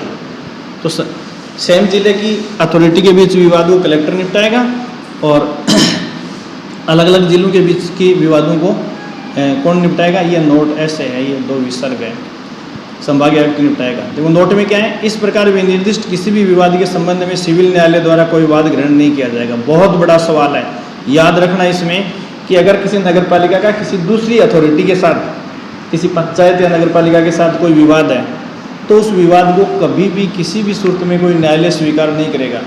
अर्थात सेम जिले का है तो कलेक्टर निपटाएगा और अलग अलग जिलों का है तो उसको कौन निपटाएगा, संभागीय आयुक्त निपटाएगा। ठीक है, फिर नेक्स्ट देखिए 324 में क्या कहा गया है। सेक्शन 324 का टाइटल देखिए आप। सेक्शन 324 ये कहता है कि नगर पालिका और नगर सुधार न्यास, देखो नगर पालिका नगर सुधार न्यास का मतलब है यूआईटी, ठीक है, और नगर विकास प्राधिकरण कुछ नगरीय निकायों जैसे जयपुर और जोधपुर में जेडीए है या किसी अन्य कानूनी बोर्ड के बीच विवाद, तो यहाँ तो देखो ग्राम पंचायत और नगर पालिका के साथ नगर पालिका का विवाद है और यहाँ इसमें किसका है, कोई नगर सुधार न्यास या कोई नगर विकास प्राधिकरण के साथ कोई विवाद है या किसी बोर्ड के साथ कोई विवाद है, तो उस स्थिति में उस विवाद को कैसे निपटाया जाएगा। तो देखिए यदि किसी नगर पालिका का किसी भी नगर विकास न्यास या तो यूआईटी के साथ डिस्प्यूट है या किसी नगर विकास प्राधिकरण जेडीए के साथ है या आवासन बोर्ड जैसे हाउसिंग बोर्ड है उसके साथ विवाद है या किसी अन्य कानूनी बोर्ड के साथ कोई विवाद है, बोर्ड के बीच क्षेत्रीय और कार्यकारिणी से संबंधित कोई अधिकारिता को लेकर कोई विवाद है, जैसे सीकर में नगर परिषद और यूआईटी अगर झगड़ पड़ते हैं कि ये मेरे क्षेत्राधिकार में ये मेरे क्षेत्राधिकार में, तो इस विवाद को कैसे निपटाए जाएंगे। तो देखो लेकर कोई विवाद उत्पन्न होता है तथा उस विवाद का सौहार्दपूर्ण ढंग से हल नहीं, वो यह समझौता नहीं किया जा सकता, तो उस विवाद को राज्य सरकार को निर्दिष्ट किया जाएगा। ये देखिए, देखो ग्राम पंचायत नगर पालिका के बीच विवाद है, उसको तो कलेक्टर और आयुक्त निपटा देंगे, लेकिन नगर पालिका का विवाद यदि यूआईटी और जेडीए या किसी बोर्ड के साथ है तो उस मामले को कौन निपटाएगी, राज्य सरकार निपटाएगी। बहुत बड़ा सवाल है, कौन निपटाएगी, राज्य सरकार। तो यूआईटी और नगर पालिका के बीच विवाद, जेडीए और नगर पालिका के बीच विवाद या किसी बोर्ड जैसे विद्युत निगम या विद्युत बोर्ड और नगर पालिका के बीच विवाद है या रेलवे बोर्ड और नगर पालिका के बीच विवाद है, तो ऐसे विवादों को कौन निपटाएगी, राज्य सरकार। ऐसे विवाद को राज्य सरकार को निर्दिष्ट किया जाएगा और इस मामले में भी राज्य सरकार का फैसला अंतिम होगा। तो जिन मामलों को कलेक्टर निपटाएगा उन पर कलेक्टर का फैसला अंतिम, जिनको आयुक्त निपटाएगा उन पर आयुक्त का फैसला अंतिम, जिनको राज्य सरकार निपटाएगी उन पर राज्य सरकार का फैसला अंतिम। कहने का मतलब है कि ऐसे डिस्प्यूट जो है वो सिविल न्यायालय में नहीं जाएंगे या किसी भी कोर्ट को ऐसी सुनवाई करने का अधिकार नहीं होगा। ठीक है, तो ये डिस्प्यूट निपटाने की जो बात है वो मैंने आपको इस सेक्शन में बता दी है। नेक्स्ट सेक्शन जो इसमें आता है वो है सेक्शन 325। सेक्शन 325 का टाइटल देखिए आप। सेक्शन 325 क्या कहता है कि देखो, सरकार की नगर पालिकाओं की उपविधियों तथा नियमों को रद्द और रूपांतरित करने की शक्ति। देखो, इस बात को बहुत अच्छे से समझेंगे आप। मैंने आपको बताया कि नगर पालिकाएं जिस कानून और नियमों के तहत काम करती हैं, तो यहाँ कुछ चीजें आप नोट करेंगे साइड में। देखो, नगर पालिकाओं के लिए मूल कानून कौन सा है? नगर पालिका अधिनियम 2009। और नगर पालिका अधिनियम 2009 के तहत काम करने के लिए नगर पालिका खुद क्या बना सकती है? नगर पालिका खुद कोई नियम जारी कर सकती है या नगर पालिका कोई उपविधि जारी कर सकती है। तो देखो, नगर पालिका अधिनियम तो बनाया राज्य सरकार ने, और इसके तहत कोई नियम या उपविधि कौन बना सकती है? नगर पालिका। देखिए, तो यदि कोई नियम या कोई उपविधि यदि किसी नगर पालिका ने बनाई है और वो यदि ठीक नहीं है, तो उसे देखो रद्द करने का काम कौन कर सकती है? राज्य सरकार। या रूपांतरित का मतलब उसमें कोई परिवर्तन या मॉडिफिकेशन। तो देखो, नगर पालिका अधिनियम के तहत नियम और उपविधियां बनाने का पावर तो किसके पास है? नगर पालिका के पास। यदि नगर पालिका ने जो नियम और उपविधियां बनाई हैं वो राज्य सरकार की नजर में ठीक नहीं है, तो राज्य सरकार चाहे तो उसे रद्द कर सकती है, और राज्य सरकार चाहे तो उन नियमों और उपविधियों को क्या कर सकती है? मॉडिफाई कर सकती है, परिवर्तित कर सकती है। ये चीज आपको ध्यान में रखनी है। तो देखो, ये इसी बात को देखो, नगर पालिका, देखो, उपविधि और नियम बनाने की शक्ति नगर पालिका को, उपविधियों और नियमों को निरस्त, रद्द करने और रूपांतरित करने की शक्ति राज्य सरकार को। ये बात ध्यान में रखना। किस सेक्शन में है? 325 में। इतना ही ध्यान रखना है, इससे ज्यादा आपको ध्यान नहीं रखना है। इसी बात को नीचे एक्सप्लेन किया गया है, एक बार रीड आउट करके छोड़ देना आप। तो देखो, राज्य सरकार राजपत्र में अधिसूचना द्वारा किसी समय नगर पालिका द्वारा बनाए गए किसी भी नियम या उपविधि को पूर्णतः, ये विसर्ग है, या भागतः निरसित का मतलब है खत्म करना, या रूपांतरित का मतलब मॉडिफिकेशन कर सकेगी। लेकिन इस प्रकार कोई कार्यवाही से पूर्व राज्य सरकार नगर पालिका को उन समस्त आधारों की सूचना देगी जिनके आधार पर नगर पालिका के किसी नियम या उपविधि को रद्द या रूपांतरित करने की प्रस्तावना की जाती है, तथा उस प्रस्तावना के विरुद्ध कारण दर्शित करने के लिए नगर पालिका के युक्तियुक्त कालावधि में स्पष्टीकरण और आपत्तियों को देने का अवसर दिया जाएगा। तो देखो, अगर किसी नगर पालिका ने कोई उपविधि या नियम बनाई है और राज्य सरकार की नजर में वो ठीक नहीं है, तो उसे पूर्णतः खारिज, रद्द कर सकती है या उसको मॉडिफाई कर सकती है राज्य सरकार। लेकिन ऐसा करने से पहले राज्य सरकार किसी सुनवाई का या अपना पक्ष रखने का टाइम देगी नगर पालिका को, नगर पालिका को युक्त समय देगी, ताकि वो ये अगर साबित कर सकती है कि ये नियम या उपविधि जो है वो गलत नहीं है, तो युक्त अवसर दिया जाएगा नगर पालिका को। फिर देखिए, इस प्रकार किसी नियम या उपविधि को निरसित या रूपांतरित करने की तिथि, तो इसको भी अगर किसी नगर पालिका के नियम या उपविधि को राज्य सरकार रद्द करती है या मॉडिफाई करती है, तो उसे राजपत्र में अधिसूचित किया जाएगा। ठीक है, देखो, यदि अधिसूचना में विनिर्दिष्ट नहीं की जाती है, तो ऐसे निरसन या रूपांतरण उस स्थिति में प्रभावी माना जाएगा जिस स्थिति को राजपत्र में प्रकाशित किया जाएगा। तो या तो देखो, कोई अधिसूचना जारी कर सकती है सरकार, और अधिसूचना जारी नहीं करती है तो जिस दिन वो राजपत्र में छपेगी उस दिन से वो विधि या नियम, उपविधि या नियम जो है नगर पालिका का लोपित माना जाएगा या अप्रभावी माना जाएगा। तो कहने का मतलब, राज्य सरकार जो है नगर पालिका द्वारा निर्मित विधि और उपविधि को रद्द कर सकती है या उसको रूपांतरित या मॉडिफाई कर सकती है। लेकिन इससे पहले नगर पालिका को युक्त अवसर दिया जाएगा। अवसर देने के बाद या तो अधिसूचना जारी कर दी तो अधिसूचना की तिथि से उसे निरस्त माना जाएगा, और अधिसूचना नहीं जारी की जाती है तो जिस दिन उस उपविधि या नियम को रद्द करने या रूपांतरित करने को राजपत्र में प्रकाशित किया जाएगा, उस स्थिति से उसे अप्रभावी माना जाएगा। फिर देखिए, सेक्शन 326 क्या कहता है? सेक्शन 326 सरकार द्वारा शक्तियों का प्रयोजन।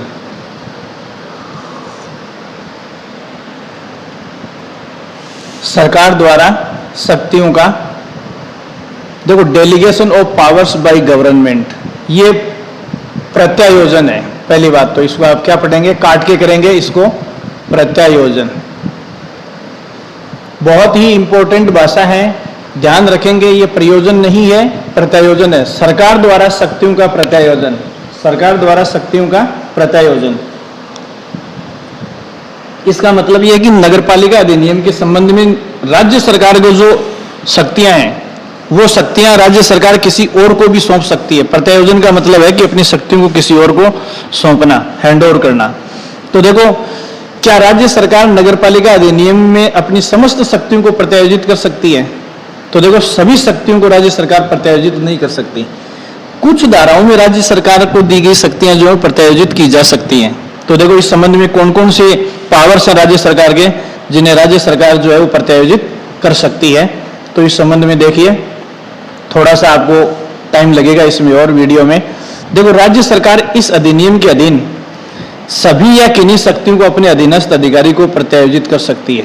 ये देखिए, राज्य सरकार के पास नगरपालिका अधिनियम 2009 में जो शक्तियां हैं, वो पहली बात तो सभी शक्तियों को प्रत्यायोजित कर सकती है और कुछ शक्तियों को प्रत्यायोजित कर सकती है। किसे प्रत्यायोजित करेगी? राज्य सरकार अपने किसी अधीनस्थ अधिकारी को प्रत्यायोजित कर सकेगी, ठीक है। लेकिन देखना, जो बात मैं पहले बता रहा, लेकिन राज्य सरकार निम्न धाराओं की शक्तियों को, अब देखिए, क्या नहीं करेगी? निम्न धाराओं की शक्तियों को छोड़कर बाकी शक्तियों को प्रत्यायोजित कर सकती है। वही बात आ गई नहीं? देखो, इस अधिनियम में ये जो धाराएं हैं, इन धाराओं के तहत जो काम राज्य सरकार को करने होते हैं, वो कार्य केवल राज्य सरकार ही करेगी। इसका मतलब ये है कि 326 ये कहता है कि हालांकि राज्य सरकार अपनी शक्तियों का प्रत्यायोजन कर सकती है, लेकिन कुछ धाराएं ऐसी हैं जिनमें राज्य सरकार की जो शक्तियां, धारा 3, 67, ठीक है, 67 दो बार आ गई, 94, 102, 103, 107, 111, 142, 297, 318, 322, 325, 337, 30। तो इनको आपको रटने की जरूरत नहीं है। तो देखो, कुछ धाराएं ऐसी हैं जिनमें राज्य सरकार को दी गई शक्तियां राज्य सरकार प्रत्यायोजित नहीं कर सकती। देखो, प्रयुक्त की गई शक्ति या इस अधिनियम के उपबंधों के अधीन अपील पदाधिकारी की नियुक्ति से संबंधित शक्ति आदि को छोड़कर कोई भी शक्ति राज्य सरकार जो है अधीनस्थ पदाधिकारी को सौंप सकती है। तो इन धाराओं में जो शक्तियां राज्य सरकार के पास है, तो सवाल ये है कि क्या राज्य सरकार नगरपालिका अधिनियम में दी गई अपनी समस्त शक्तियों को किसी अधिकारी को प्रत्यायोजित कर सकती है? नहीं। तो कुछ धाराएं ऐसी हैं जो आपके सामने पड़ी हैं, इनमें जो शक्तियां राज्य सरकार के पास हैं, उनको राज्य सरकार प्रत्यायोजित नहीं कर सकेगी या अपने किसी अधीनस्थ पदाधिकारी को सौंप नहीं सकेगी। दूसरी बात देखिए, इसमें राज्य सरकार ये आदेश दे सकेगी कि इस अधिनियम के अधीन किसी जिला कलेक्टर या राज्य सरकार के किसी अन्य पदाधिकारी को प्रदान की गई समस्त या कुछ शक्तियों का प्रयोग निर्धारित कालावधि के लिए अन्य अधिकारी या पदाधिकारी द्वारा किया जाएगा। ऐसा जिस व्यक्ति के पक्ष में प्रत्यायोजन होगा, उसका नाम आदेश में दिया जाएगा। देखो, बहुत बड़ा सवाल है। राज्य सरकार को ये पावर है कि किसी कलेक्टर के पास इस अधिनियम के तहत जो शक्ति है, या राज्य सरकार के किसी अन्य अधिकारी के पास इस अधिनियम में जो शक्ति है, उस शक्ति को कलेक्टर या उस अन्य अधिकारी से हटाकर राज्य सरकार किसी अन्य पदाधिकारी को भी कुछ समय के लिए सौंप सकती है। तो देखो, सवाल है कि क्या कलेक्टर की शक्तियों को राज्य सरकार किसी अन्य पदाधिकारी को सौंप सकती है? बिल्कुल सौंप सकती है, प्रत्यायोजन कर सकती है, ठीक है। लेकिन ऐसा हमेशा के लिए नहीं कर सकती। ये शब्द देखिए, एक निर्धारित कालावधि या विशिष्ट अवधि के लिए राज्य सरकार ऐसा कर सकती है। तो ये प्रत्यायोजन की राज्य सरकार की शक्ति है। फिर आपके सिलेबस की लास्ट जो धारा है, वो आप देखिए, सेक्शन 227 है। सेक्शन 227 में अभिलेख मांगने की शक्ति। सेक्शन 227 में क्या है? अभिलेख मांगने की शक्ति, मतलब रिकॉर्ड मांगने की शक्ति है। तो राज्य सरकार, ये देखिए, राज्य सरकार के पास क्या पावर है? राज्य सरकार या राज्य सरकार द्वारा प्राधिकृत कोई अधिकारी नगरपालिका, या तो नगरपालिका से, ठीक है, या तो नगरपालिका से, या नगरपालिका के अध्यक्ष से, या उपाध्यक्ष से, या किसी सदस्य से, या किसी अधिकारी से के द्वारा इस अधिनियम के तहत किसी पारित किए गए या पारित किए जाने वाले संकल्प की शुद्धता, वैधता, औचित्य के बारे में समाधान करने हेतु सुसंगत अभिलेख मंगवा सकता है। तो देखो, राज्य सरकार नगरपालिका से, अध्यक्ष से, उपाध्यक्ष से, किसी सदस्य से, किसी अधिकारी से कोई भी रिकॉर्ड मंगवा सकता है। किस लिए? इस अधिनियम के तहत किसी पारित या पारित किए जाने वाले संकल्प की शुद्धता। तो देखो नगर पालिका अधिनियम के तहत नगर पालिका ने कोई संकल्प पारित किया है तो वो संकल्प शुद्ध है, वैध है या उचित है या नहीं, इसका परीक्षण करने के लिए राज्य सरकार कोई भी रिकॉर्ड इनसे मंगवा सकती है। और जब ऐसा करते समय ये भी निर्देश दे सकेगा, कौन? राज्य सरकार ये भी निर्देश दे सकेगी कि ऐसे अभिलेख की परीक्षा होने तक ऐसे आदेश या संकल्प को स्थगित रखा जाए। तो यदि नगर पालिका कोई संकल्प पारित करती है और उसका परीक्षण जब तक राज्य सरकार नहीं कर लेती रिकॉर्ड मंगवा कर, तब तक उस संकल्प को और आगे क्रियान्वित नहीं किया जाएगा। ऐसा आदेश राज्य सरकार किसको जारी कर सकती है? नगर पालिका को जारी कर सकती है। फिर देखिए आप इसमें क्या है अगला, राज्य सरकार द्वारा इस हेतु प्राधिकृत अधिकारी द्वारा ऐसी परीक्षा करने के अधीन आदेश पारित होने तक उसके बारे में आगे कोई कार्यवाही नहीं की जाएगी। कहने का मतलब है कि जब तक राज्य सरकार परीक्षण करके कोई आदेश पारित नहीं कर देती तब तक सारी कार्यवाहियाँ जो हैं वो स्थगित रखी जाएंगी या पोस्टपोन रखी जाएंगी। इसके अलावा राज्य सरकार या उसके द्वारा प्राधिकृत कोई अधिकारी अभिलेखों की परीक्षा करने के पश्चात, तो देखो राज्य सरकार जो रिकॉर्ड मंगवाएगी या राज्य सरकार का कोई प्राधिकारी नगर पालिका के किसी संकल्प की शुद्धता, वैधता और औचित्य को देखने के लिए जो परीक्षा करेगा, परीक्षा करने के पश्चात किसी नगर पालिका के अध्यक्ष, उपाध्यक्ष, किसी सदस्य या किसी अधिकारी द्वारा पारित किसी आदेश या संकल्प को विखंडित कर सकता है। तो देखो यहाँ देखना, संकल्प कौन पारित कर सकता है? अध्यक्ष, उपाध्यक्ष, नगर पालिका का सदस्य या कोई अधिकारी जो है वो संकल्प पारित करता है। और उस संकल्प को यदि जांच के दौरान ऐसा पाया जाता है कि गलत है तो विखंडित का मतलब पूरे को रद्द कर सकता है, उसको पलट सकता है या उसको मॉडिफाई कर सकता है। कौन? जो राज्य सरकार की ओर से उसकी जांच करेगा। तथा इस प्रकार राज्य सरकार या उसके द्वारा प्राधिकृत अधिकारी द्वारा दिया गया आदेश अंतिम होगा।